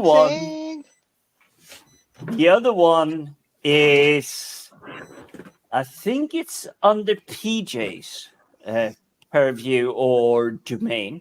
Who are you calling a purview? Well, you're a purview, not a pervy. But here's one for you, PJ. And again, I still haven't shown. I have stacks of stuff to Jim, to remember show. the time I showed you a shopping bag full, and I'm not talking about a plastic bag. I'm talking about one of those big bags for life. Yeah. And I had that. I'm on the same thing. Weeks, and I showed it over 2 weeks because that was just a case of, and I got this, and I got this, and I got this, and I got this. It basically happens. I can tell you, I've had one of those weeks, and I don't have anything to show, so the show's all yours, Jim. At this point, I don't have any pick of the week this week, so the show is all yours. You need to up your game, Stephen, because I'm going. Boom. I had plans. I did, and oh my God, that is one of my favorite movies. I actually own the only copy I could get my hands on, and it was a Hong Kong. I've got 2 copies edition. of it. I've got 2 copies of that. Oh, it's so good. It is so good. It is. I've got 2 copies of it, and both of them have got the sing-along version on it as well. Oh, that one actually includes the sing-along. But see Bugsy Malone, do you know why I love it? It was the first one I remember. Me, my cousins, all went. We got our pocket money, and no adults went with us. We all went to the cinema ourselves on the bus. I forgot to show it, but the Greece one actually includes the pink sing-along booklet, the original one from 1977. Nice. Yeah, but that movie Bugsy Malone has the no Bugsy right Malone one, being as good as it is. I'm still. I have 2 more stacks that I'm not going to show tonight. They will be for later screenings. But I'm still under £12, and you're not going to believe the next thing that will be coming up on my screen. The thing that is bigger than my Ming.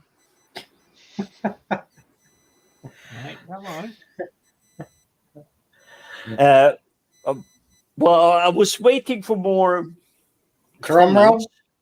Yeah. Right. I'm so you anticipation. you can see Mingy Boy up in the background. Yes. Yeah, we can see it on your T-shirt. I know.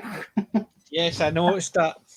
Well, I'm gonna say this is actually from Alex. He ordered this and sent it through my mailbox and got all of that sorted. There is stuff on the back as well, but so one of a kind. Yes. So you see me in here. I will not be pulling him out. No, it's okay. Because I will be spilling stuff all over the place. There you go. Yeah. But here it goes. Wow.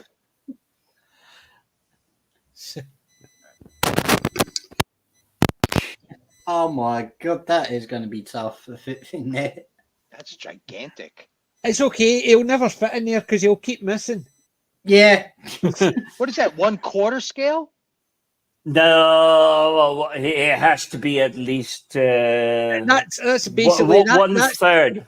No, that's actually true to life because basically, what you call him? Jimmy V was meant to be a stormtrooper. So that was his actual outfit. No wonder Princess Leia said, "You're a little short for a stormtrooper." Yep. Because they were all 7'5". Yep. Yeah. And look, there you go.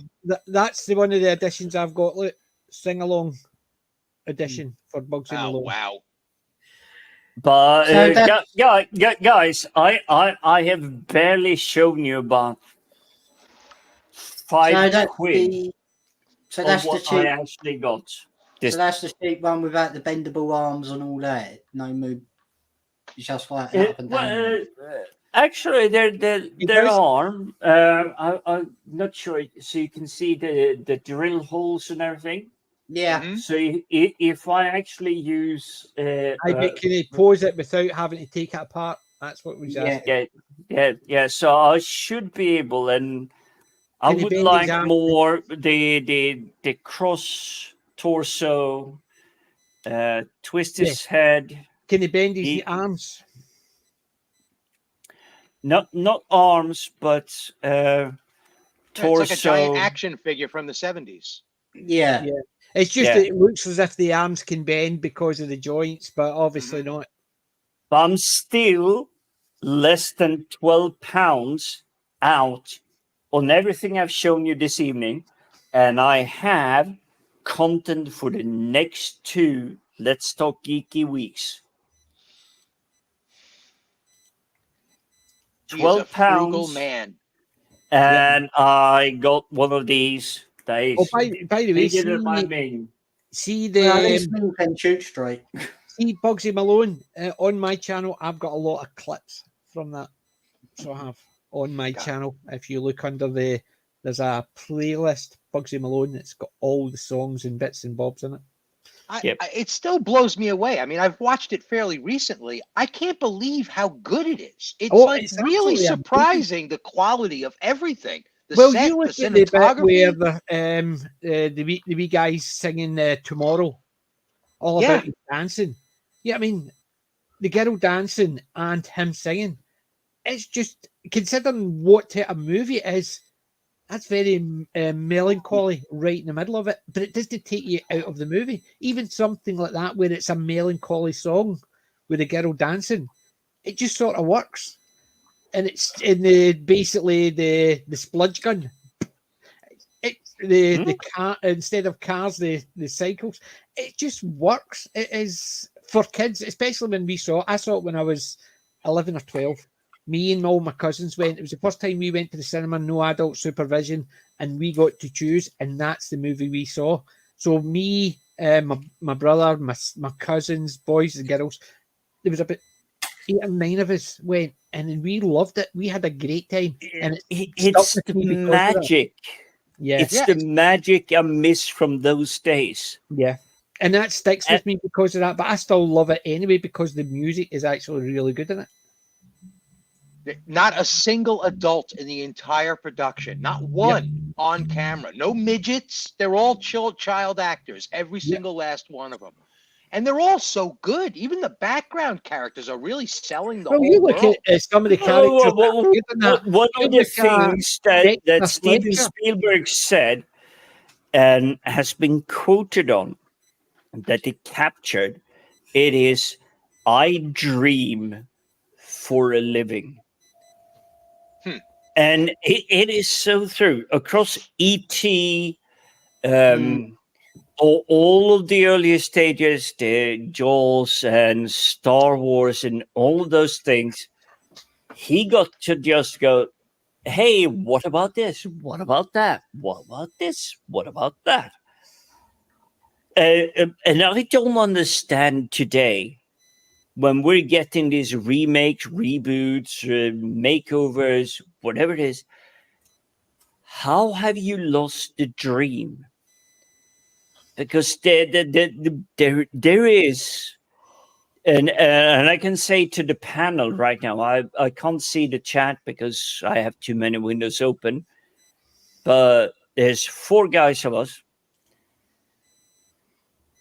The dream of you have a sword that has magical powers, you travel across the universe, you save people, you make sure that people are safe, you safeguard them, you keep them safe, you make sure that they're not running into trouble, and people that are literally on the down and low, they There is no hope. There is nothing for them.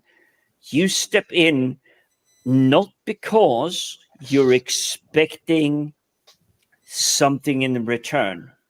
And I don't know where the quote is coming from. There is, and I don't think I'll do it justice, but there's something like the character of a man, and it doesn't have to be someone with a sausage and two beans.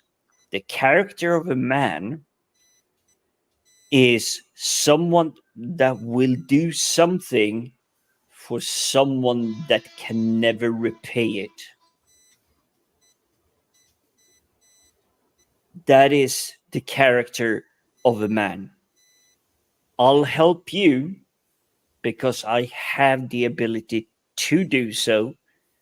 You may never, ever be able to repay me, but I'm doing it because it's the right thing to do. That's the character of man. I'm hoping I'm not bringing a downer or anything on it, but that's why I'm thinking that is good.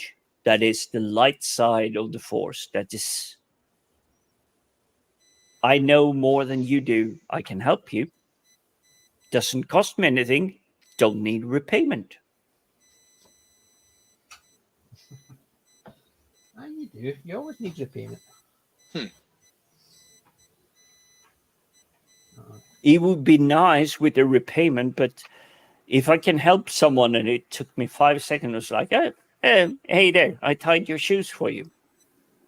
You didn't know how to tie your shoes? You might have trouble in the future, but for today, I solved your problem.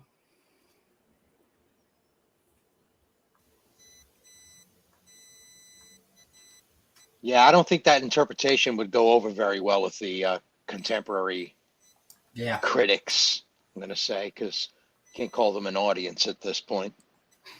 Well, sadly, I've seen a little bit too much of the green attorney woman, and I'm just going. I've seen too much, and that is like 20 minutes into episode 1.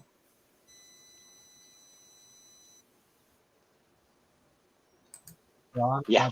Yeah, but I've just heard people talking about it, how bad it is. So I'm okay with that. And stopping there. Yeah. As a friend, I would say, please stay away.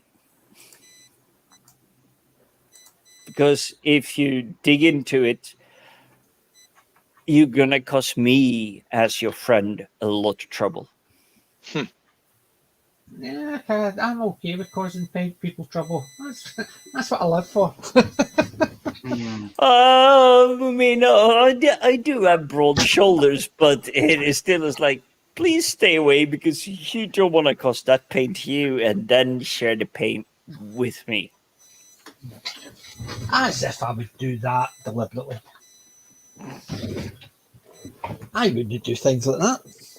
No, I was just digging out the stuff for Roman, the comic book.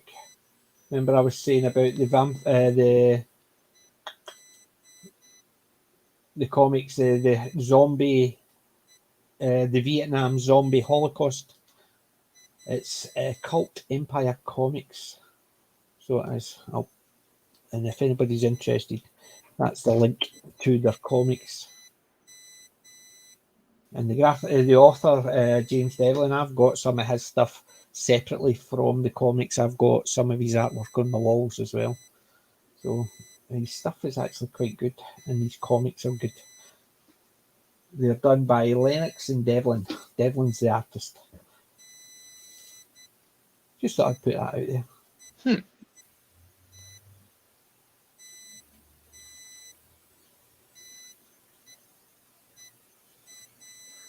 I can't even remember. I know that saying, but it was a case of judge people on how they treat you when they're not expecting anything back or expecting anything in return. Because people will treat you nice if you're going to give them something.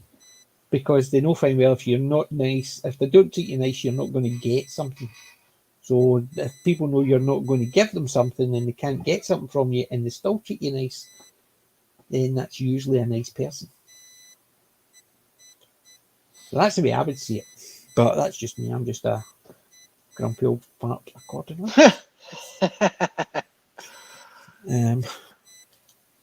But I know better because I know fine well if any time that I did that and my mother caught me, I would have got slapped. So I find it better to hide it. Anywho. Mm-hmm. So, if you've been watching anything, any movies, anything like that, out of the ordinary stuff this week, you've been catching up on anything? Not myself. Anybody else? I finished watching Plebs season 2 and 3 because remember we were talking about Plebs last Wednesday, and I finished watching that. But there was something. What was the other thing I was watching? There was something else I was watching. I can't even. God, its names. I finished. I told you I'd finished My Name Is Em, but what the hell else? I was watching something else. I need to dig out my list. No, I rewatched John Wick. There's been plenty, but we've sadly had a queen passing, so there's that's a month today. That's basically a month ago today. Yeah, but I will say, crap. I'm trying to find a TV show. So well, I actually I got a little bit back into STTNG. Yeah. Mm-hmm. But I also picked up a little bit of Big Bang Theory. I did really enjoy Cyberpunk Edge Runners. Yeah. It had there was a video game that they tried to make a TV show something out of. This is 6 to 9 months ago, and I just went, "Holy crap! That is actually well portrayed, nice animations, that did the whole thing, and they were actually trying to tell a story rather than to like take a sledgehammer into your face and go, it's like, here we go, it's 2022." So they did well on that one. So I would say the Cyberpunk Edge Runners, it was literally released this week, so well worth giving a shot. Yeah. I've been tapping around a few of the. I like the UK versions, and I've been trying to explore back. Are the US versions good enough, or did I was I just being too harsh? So one of them is the IT crowd, but I'm still of the opinion that you did not need to do a US version of it. The UK one is good as you would ever get it. Oh yes. Yeah. Basically when they did the US version, all they did was reshot the UK version scene for scene for the first episode and just swapped Roy character out.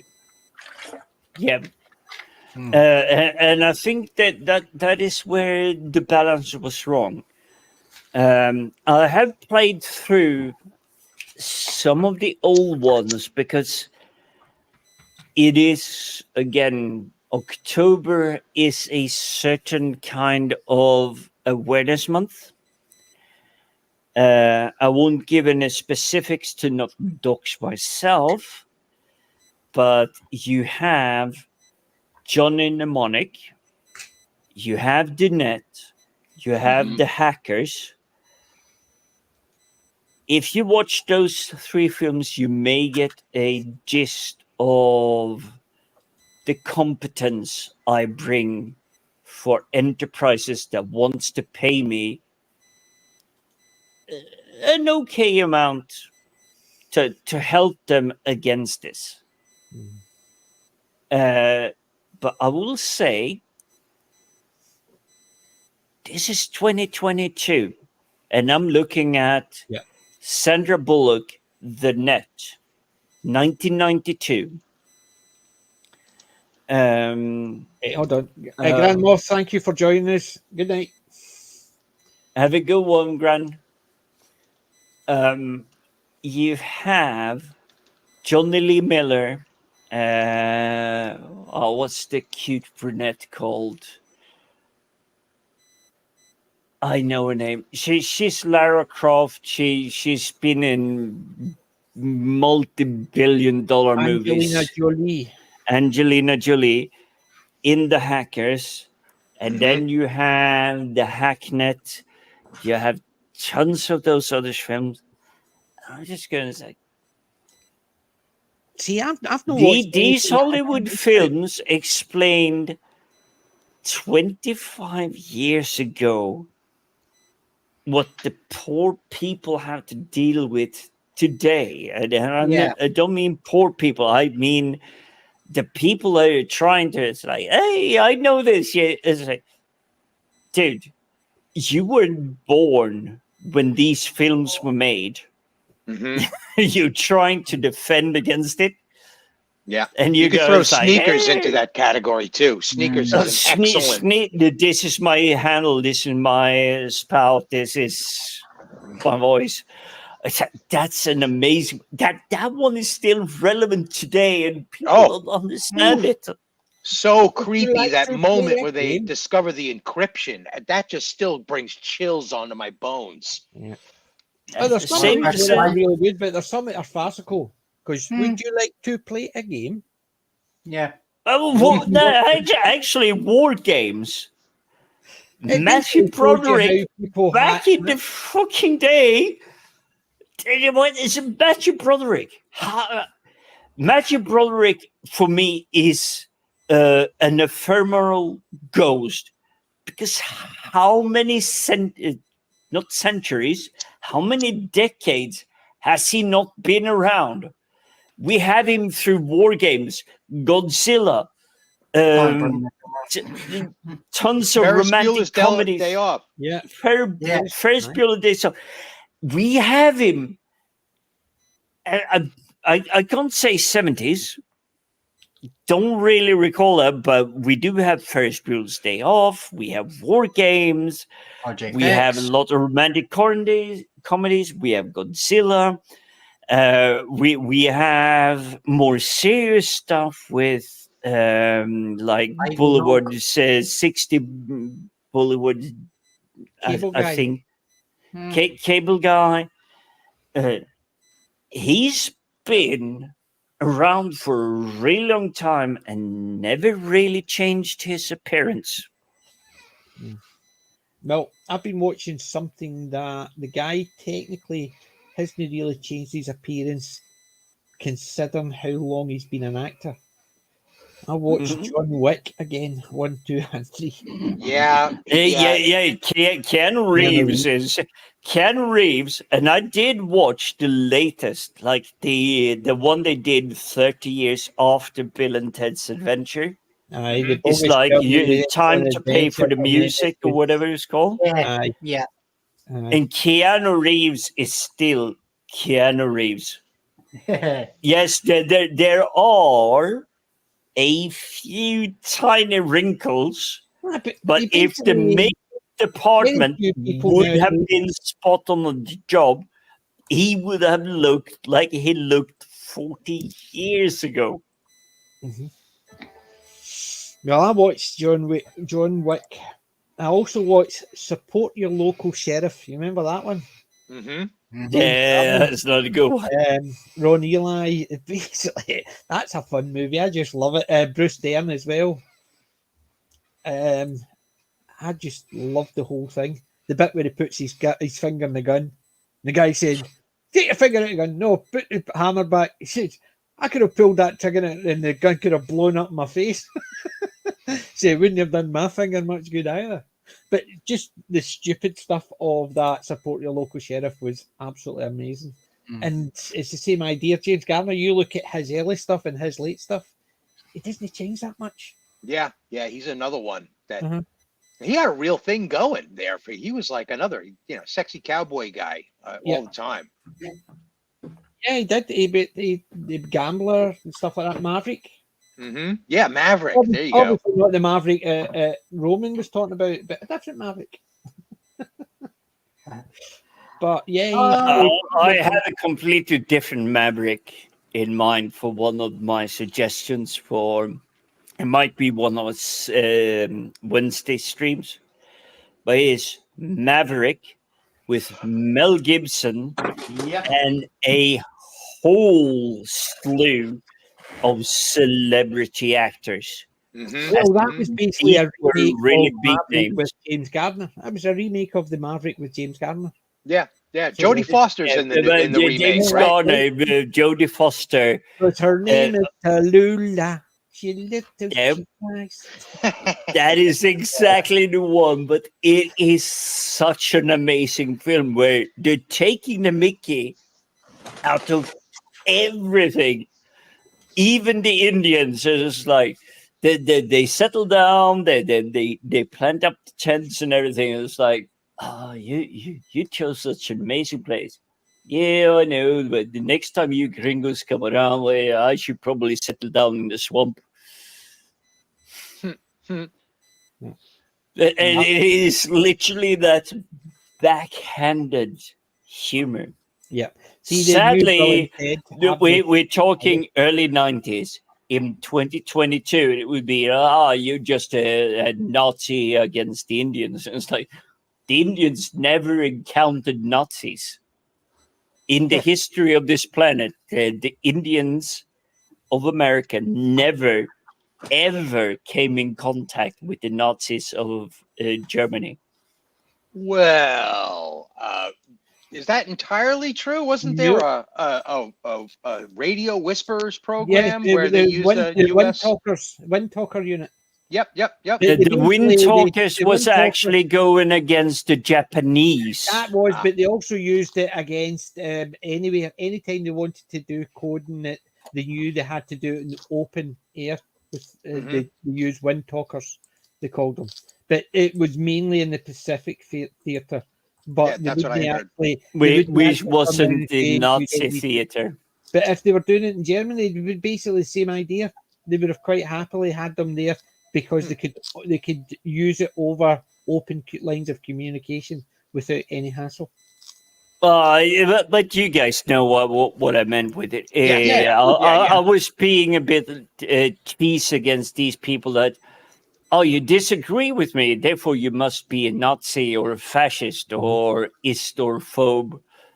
I was like, hang on, I was just saying, are you sure that this thing you said means what you said it? Right, so that's either one of two movies. Jodie Foster was in a Disney movie called Candle's Shoe, or she was in a adult Disney movie called Candle's Hoe. What was it? Candle Shoe. I'm being sarcastic, for Christ's sake. I know you're being sarcastic. To be honest, this is why I'm a geek. This is why I'm a geek. I want to learn from other people telling me this is good. This is what happened. This is what the actor did. This is the role they portrayed. This is the story they told. Historically, it was Candle Shoe she was in. Modern Disney, it would be Candle's Hoe. And you can guarantee that because modern Disney isn't family friendly. No. It's pervo friendly. Well, I want to bring up one film that I watched the other week. Porno's Disney count. Okay. Sorry, I'm in that type of mood today. So that was very cheeky. Yeah, it's very cheeky. No, one film I did watch the other week, Bullet Train, the new one that came out in the cinema. Roman and Father were talking about that yesterday. I was just listening to him. I had stuff to do, so I was listening to it in the background. Ian's not seen it, or is it Ian that's seen it and Roman's not seen it? One of them have seen it and one hasn't. And they were talking about it and they were saying it was really good. It is. It is a really fun movie. It's just, you got an all-star cast, but they're like cameos. But the funny thing... That's one, Matthew. Sorry, I'm just catching up in this the chat.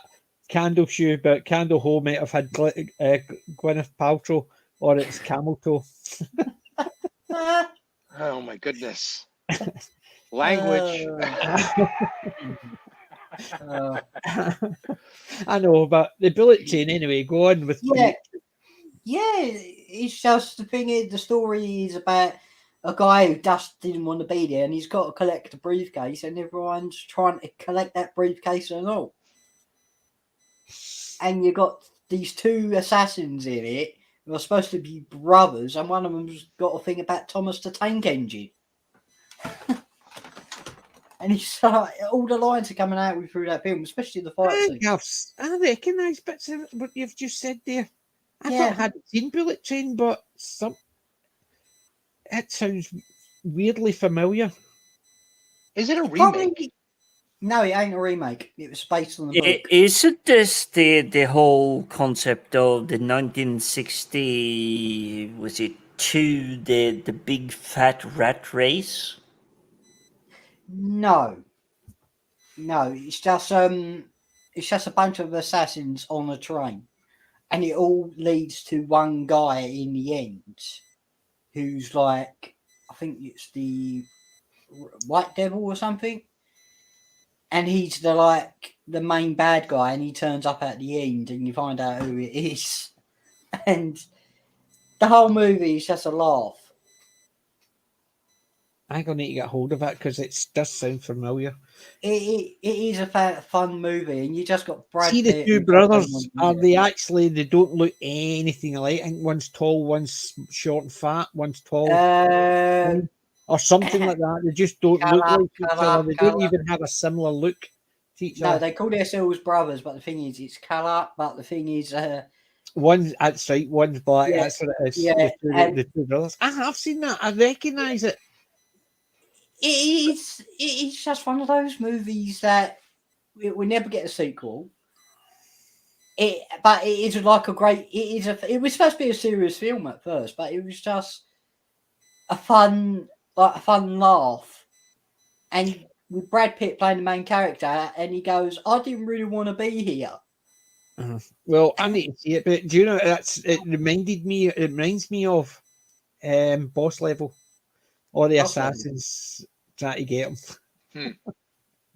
In a way, it reminds me of another film from the 70s called Silver Streak. Come on, Richard Pryor and but the thing is, Gene Wilder wasn't playing an assassin in it, and he was just a guy who just wanted to get on a train, go to his sister's wedding, and he ends up getting caught up in this espionage type situation. Yeah. It was MC recommended Boss Level to me, so he did. But all I can say to everyone out there is give it a watch and say what you say about it, because it's funny as hell. I'll definitely need to give that a go. There was another movie that came out not that long ago, and I've been hearing great things about Bullet Train as well. There's been some pretty startling reviews from some people. I'll give it a hands up that it should be watched at least, because it is finding an audience, and Brad Pitt is playing a little outside of his type. But the other movie that comes to mind is the one with the guy from Better Call Saul, and he's trying to stay undercover. But Nobody. Nobody. Yeah, Nobody. That's a good movie. Yeah, that's from what I've seen, the reviews and some of the watch parties I've seen.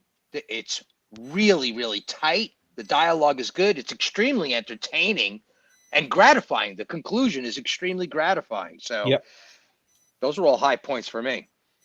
Yeah, I must admit, I enjoyed Nobody. I was surprised I enjoyed it as much. Yeah, Christopher Lee getting all boss level on. Christopher Lee.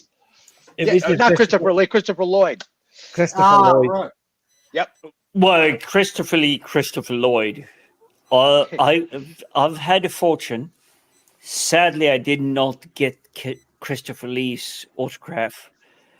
I did get Christopher Lloyd's, but shit happened and it's lost forever.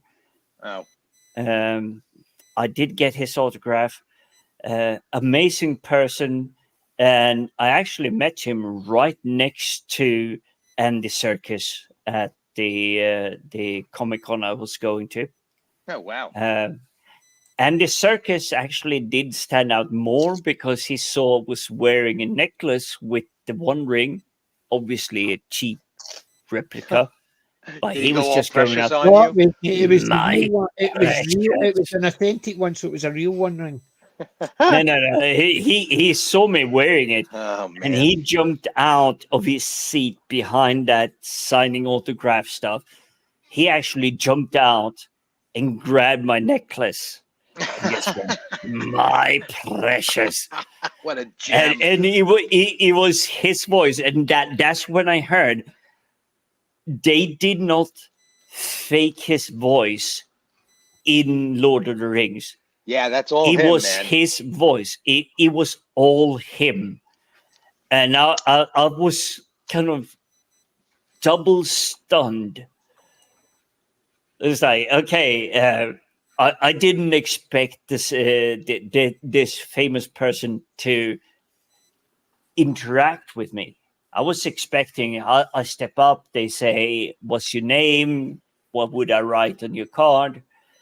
But he saw me wearing the precious, and he literally like reached over the countertop and grabbed it, because I literally I didn't expect it, but he reached over and he grabbed it, and he didn't pull. There was no like force or anything. He was just like holding it in his hand and was going, my precious. Yeah,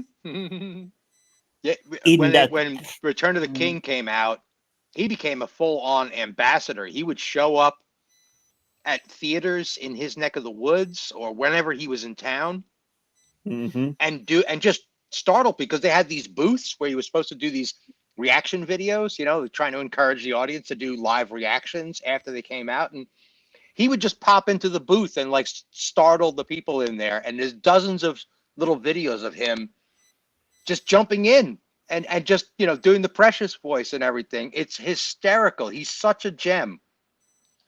What an amazing piece of energy the guy has.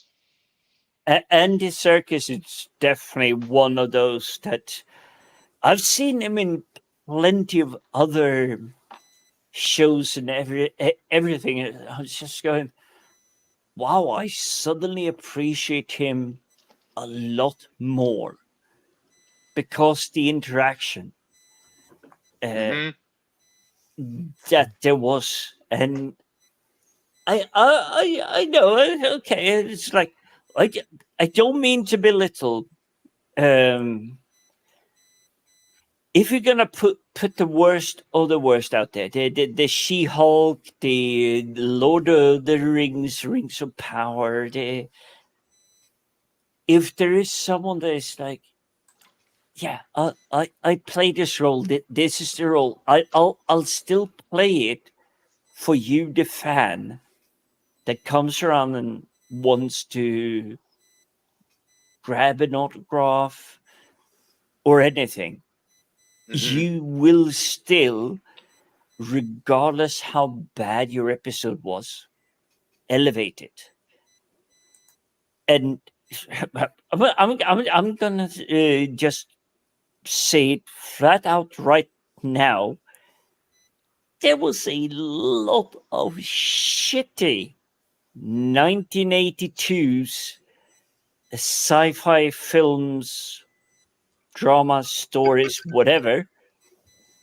But you met the actors a couple of years later, and holy crap, that interaction made the film go from it's a maybe 1 or 2, and then you're like, nope, it's a 6, 7, 8, 9.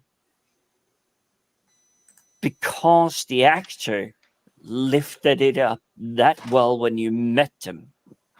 Yeah. Mm-hmm. Yeah, I would say that Ben Kingsley's performance as Gandhi really transformed the level of immersion into the storyline. I can't even imagine if it was somebody else at this point. It's like he is Gandhi in that movie. It's really uncanny. Do you know who? It is uncanny.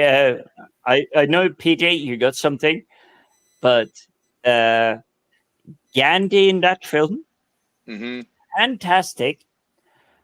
Trevor from Croydon, which I spent 7 years working to support going into Croydon. It's just goes like, yeah, no. But he was still so amazing that they built him in to be this not the best neighborhood to ever be in. Ooh. Ooh, that's But nice. still, Trevor from Croydon, when he said that, an alien screenplay signed by Sigourney Weaver and James Cameron. Wow. Ooh, that is actually really good. Yeah. No, I'm just anyway. Thinking, I was just trying to say this, like in somehow Trevor from Croydon, a potential. I'm not going to say this is accurate for Croydon, but Croydon in UK, which is southwest of London. You can get there in 20 minutes by public transport. It's got an issue with a little bit of, shall we say, you would not like this in your normal life. I'm not accusing anyone or any person of anything. It's just that it seems to have been attracting a lot of trouble in the last maybe 15 years. As in drugs, robberies, theft, stealing. And in the third Iron Man film, he's the mastermind trying to destroy the world. He's from that region.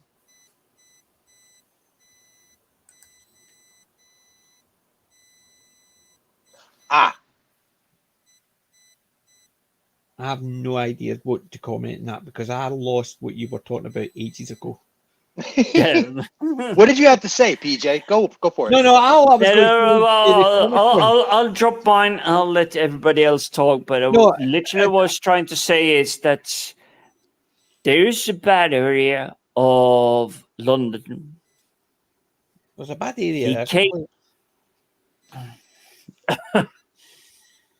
Well, yes, but it's like an area that had a lot of trouble, but you would not expect it to reach to global terrorism.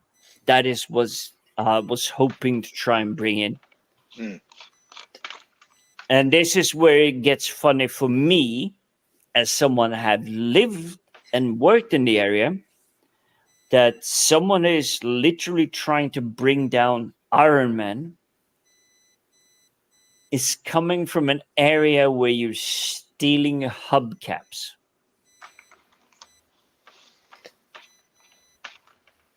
He's the mastermind of something that will bring the world to its knees and kill Iron Man.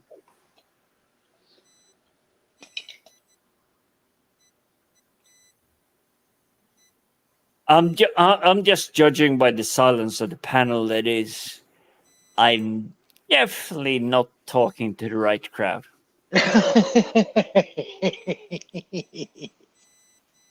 Perhaps. I basically Ben Kingsley played the. Well, I can't even remember the name of the character because he was meant to be the big baddie, but he turned around. He was He was something like Kevin Crawley from Croydon. Yeah, but that's what I'm saying. But to me, Ben Kingsley, that was an absolute farce of a show. That movie was crap because they basically took what was it? It's not. I can't go to say the Mandalorian. I kind of liked it because I was looking at him and thinking, this is Gandhi. See, I basically this is Gandhi, and suddenly he's like someone changing your tires in Croydon. No, but the problem is because Ben Kingsley's been around for such a long time, I don't see him as just Gandhi. That's the problem, right? Because he has. It's like seeing someone, and it'd be like seeing Keanu Reeves and just basically saying, "Oh, that's Bill and Ted." Whereas, because he's been in so many other good stuff, I don't tie him to that role anymore. Mm-hmm. At one time, I did see Keanu Reeves as Bill. No, actually, Ted Theodore Logan, whatever it was. But I used to see him as that. But because he's been in so many other good stuff, it's hard to tie him in. Because if somebody says, name something that he was in, there's so many. It could be The Matrix. It could be John Wick. It could be Bill and Ted. And there's just so many. I don't see him as that. And I think Ben Kingsley's one of those guys, because I've seen him in so many really good things. I don't think of him. When I think of him, I don't think of him as the Gandhi, or I don't think of it. I'm trying to remember the name of the character he was meant to be. It began with an M. He was meant to be the big bad in that movie, and it turned around. It was It was just a. What was the character name? Oh yeah, the Mandarin. You're talking about the Iron Man character. I'm not sure if it was that thing, but he was meant to be this is the roles he's been carrying. It's good, bad, back, forth. He's had them.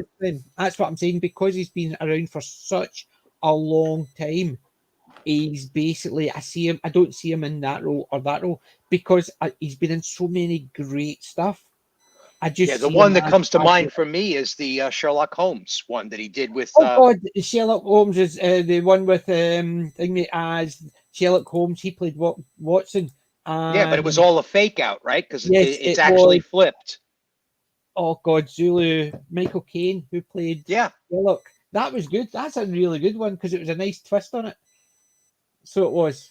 Whereas he would go, "No, I'll do this," and he would look at him as if to say, "That's Holmes." And that was really good. But he was really good in that one. But that's what I'm saying. It's hard to actually say I see him as this now. Whereas there's some actors, it's like William Shatner. You can look at him and you see Star Trek all over. Yeah, he's been in so many other good things, but because that one has been a defining one for him, you forget he was in the Twilight Zone beforehand. You forget he was in Shit My Father Said. You forget about this movie he was in. You forget about that one because of that. Whereas there's certain characters like Michael Caine, Zulu. You're only supposed to bloody doors off. Alfie. There's so many bits and pieces he's played. So many different types of character. He merges in with them all, so you can actually say he's been in that, but you don't see him as a definitive this character. Yeah, and his work with Christopher Nolan at this point is basically like there's a dozen films already just from his work with Nolan. Yep. But that's what I'm saying. It's just Ben Kingsley falls into that. It's the same as Sean Connery. Yes, I see him as Bond, but I remember him in Hunt for Red October, Highlander. What was the Untouchables really brought him back to life. Oh God, But you look at what was that early on one with his red nappy on? I remember Name of the Rose. It's one of my favorite Sean Connery movies of all time. Name of the Rose. Yeah, but it was in the one. It was a sci-fi dystopian thing. Zarsos. Zathos. Oh, what Zardoz? Zardos, Yeah. that's the one. I remember him in that as well. But yes, James Bond is what a lot of people just tie him to. But because he's been in so many, I don't just see him as James Bond anymore. Mm-hmm. I see him as the actor that does a Scottish accent and everything. Spaniard, Scottish accent. Russian, Scottish accent. Yeah, I mean, it's that's just the meme now. it's the same as Jack Nicholson. I don't really like him because he's Jack Nicholson and everything, whereas Sean Connery's just Sean Connery and everything. So they've not got that wide range. Whereas other actors that I like or don't like, they sort of they merge into the character they're playing. That you forget that's who they are playing because they sort of immerse themselves in that role. You don't see the actor, you just see the character they're portraying. It's like I'm not a big Batman fan, but the Joker with what do you call him? Jack Nicholson or No. The Jack Nicholson Joker was to me was my favourite because it's comic book Joker, whereas the one with Heath Ledger. Heath Ledger, right? He sort of merged right into the Joker because he basically became the Joker. So who played the Joker was less important than the Joker itself. There is other actors that can actually merge into the character they're playing, and you remember the character, but you can't quite remember the name of the actor who played that character. Yeah, Wind and the Lion is another one of my favorite Sean Connery pictures. I can't remember that one. It's 1975 with the woman who played. Oh goodness, she was in another TV series that was really popular during the early 90s. But yeah, he plays an Arab, and he's still playing Sean Connery as an Arab. You know, it's still the same Scottish accent or whatever, but he is absolutely fantastic. He's just a mountain of manhood, being a cool guy. That's the thing. Christ Almighty, you remember he also played in the League of Extraordinary Gentlemen? Yep. That's another one. Jim, you're saying you need to drop before you drop. Jim said he needs to drop before he drops. We'll start lining up. But I was going to say, is the one person today I never got any autographs because there was a lot of queues and a lot of them. The only one I thought I would have liked to have seen was John Rhys Davies. He played Gimli, but I wouldn't have cared. I couldn't have given two tosses that he played Gimli in Lord of the Rings. There was a big queue, that's why I didn't do it. It's because he played in Sliders. That's why I would have wanted his autograph. John Rhys Davies. You know what I mean? He was at Glasgow, the Comic Con in Edinburgh today. He's most well known nowadays for playing Gimli and putting the voice of Gimli in the video games and everything. But to me, he played in Sliders. And yeah, he also did the voice of Treebeard as well. But it was just, I remember him from. I know MCU, I knew you were talking about that. But I remember him from Sliders. He played the Professor in Sliders. Yeah, and indeed. And I remember him from Flash Gordon as well. Yes, God, aye.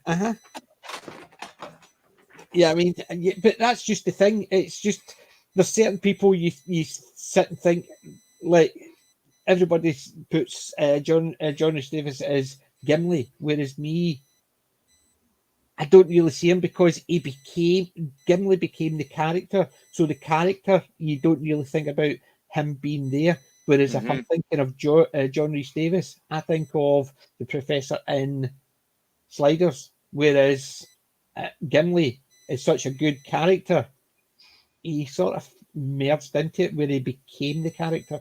And that's the difference between it. One is a character that is very well known. The other one is the actor who portrayed certain characters. And it's weird that.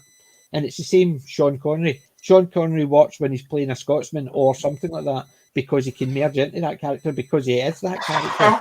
But when you're actually thinking of him playing a character, merging into a character. There's not really any you can merge into that you don't notice it's Sean Connery. Yeah. So that's the way I'd look at it anyway, but I know I'm just a bit of a... Yeah. I don't know why I'm remembering. Was he in The Ghost and Mrs. Muir? Mm-hmm. Oh, God, I don't know. I'm just looking to see if I can remember it right. But, yeah, he's definitely been in some almost startlingly cool roles. I mean, that guy's filmography is pretty thick. Yep. I mean, John Rhys Davies, of course.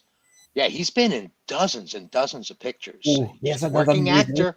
Remember that movie? The Man Who Would Be King? Yes. Yeah. Yes. Oh, that is a superb one as well, because you also had the Indian actor. Oh, God. Oh, right. The guy he's telling the story to. Remember it basically at the end when the... No, it's not the guy he's telling the story to.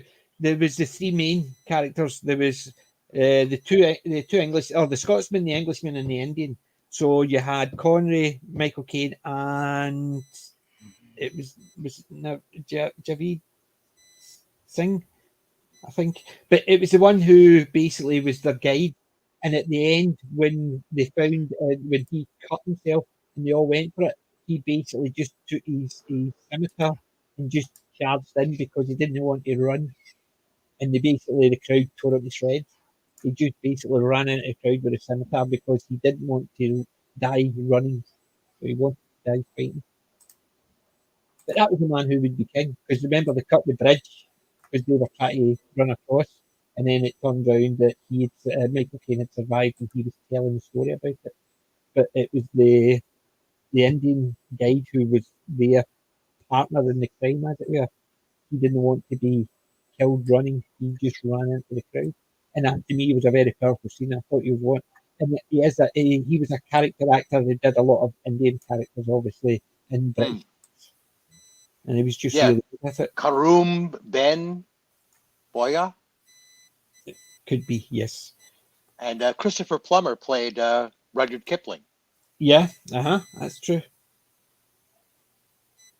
You think that Brian Blessed played the Birdman?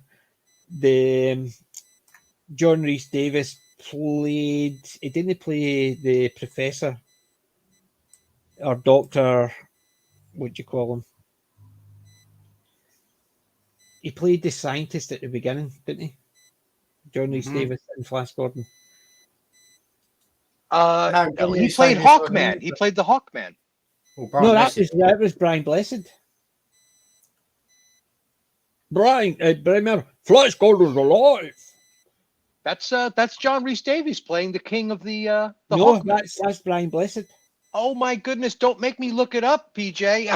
Brian Blessed played in Flash Gordon. Flash Gordon's alive. That was Brian Blessed. I dare you to look it up, sir. I'm going to fight you on that one. It was only basically when it was Melvin that said that, and I thought John Rhys Davies was the scientist at the beginning. Oh my God, I'm looking it up. That's it. So what? And we have a Ming expert here. I can't believe we're even arguing about this. It's hysterical. This is a true geek argument. What year was Flash Gordon?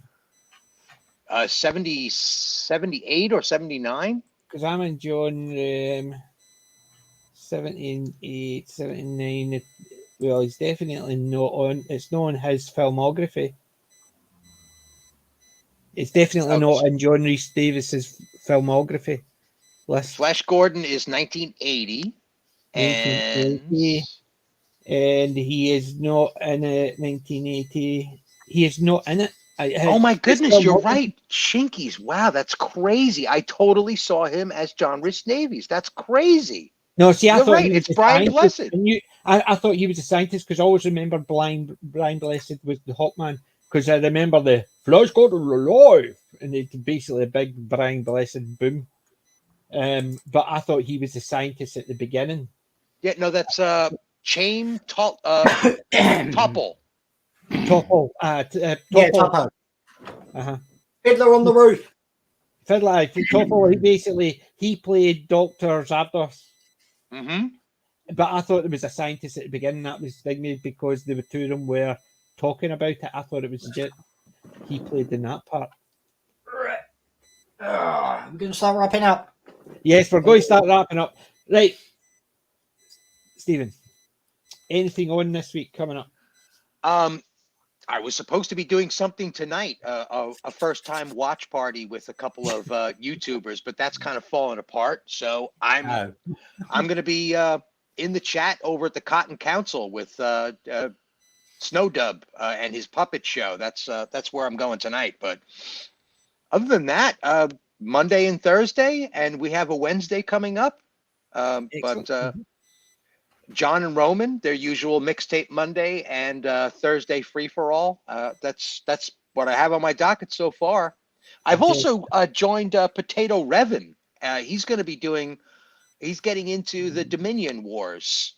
Send me the link on the Twitter to that, because I want you to actually check that out as well. Yeah, I'll be putting it out as soon as he brings it up. But we had a panel of almost 14 guys talking about Star Trek for a good 2.5 hours. So Potato Revan definitely brings the geek talk, and we were really geeking out on ship designs and whether or not the Federation should have changed after the Dominion Wars, and it's good geek talk. And that's Friday evening, Friday afternoon in the US. So that'll be Friday night afternoon, UK time. That'll be night. But do you know, I saw loads of Star Trek ships. There was tables upon tables with all the different designs. Yeah, it's amazing how many different craft are in the Star Trek universe at this point. But do you know I came across today, and I didn't pick them up for one reason. There was 2 boxes. Well, there was 3 boxes. One was a Space 1999 moon base, but it was too expensive. There was a Space 1999 communicator and a Space 1999 phaser. And I didn't pick either of the 2 of them up because you still had to assemble them and paint them. And with my dodgy hand, I can't do that. I can't do that. I would have picked them up. They weren't expensive, and the parts were all there. All you had to do was assemble it and paint it. And I couldn't do that. So I was gutted. I was hoping it was one it was already done. Yeah. If it was, I would have picked up the hand. It's just that wee U shape. It just looks perfect as a gun. So it does. But what about you, Alec? What have you got coming up? We haven't got anything planned till the 25th at the moment of this month. So FFSI is on hiatus for the time being. No problemo. And I'd just like to wake up.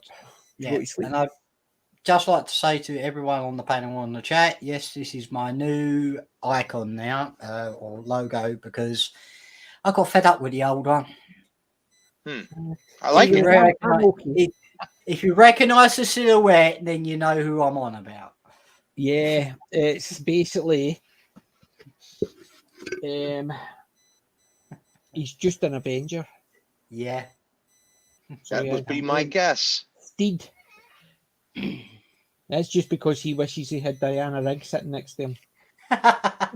And I've actually got one of those brawlies. So I have. Oh, Kathy Gale. But so that's thing. Jim's obviously fallen asleep. Oh, again. yes. So Wednesday we have got Alien Nation, the movie we're reviewing, although I have got a hold of the TV show and the 5 movies. So I'm going to watch them over the next week or so. But I will watch Alien Nation for Wednesday. Next week, there's obviously Roman's channel with, as you said, Mixtape Monday, and he has the occasional breakdown, or as She-Hulk and Andor reviews, as we call them. Yes, indeed, he does. And I keep on seeing every time he comes on to do a review for She-Hulk, his shoulders slack a wee bit more each time. And one of these days, he's just going to be a shoulder on the top of his head where he's just went in that much. I give up. I know. I'm glad I don't watch it. I'm glad he's watching it so I don't have to. And I heard the bad news that accordingly they're shooting season 2 of Wheel of Time, and I ain't touching that with a barge pole. I don't bloody blame you.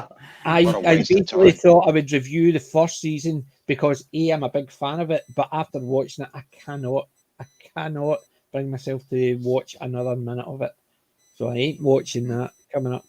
Anywho, so ladies and gents, boys and girls, lads and lassies, thank you for joining us all.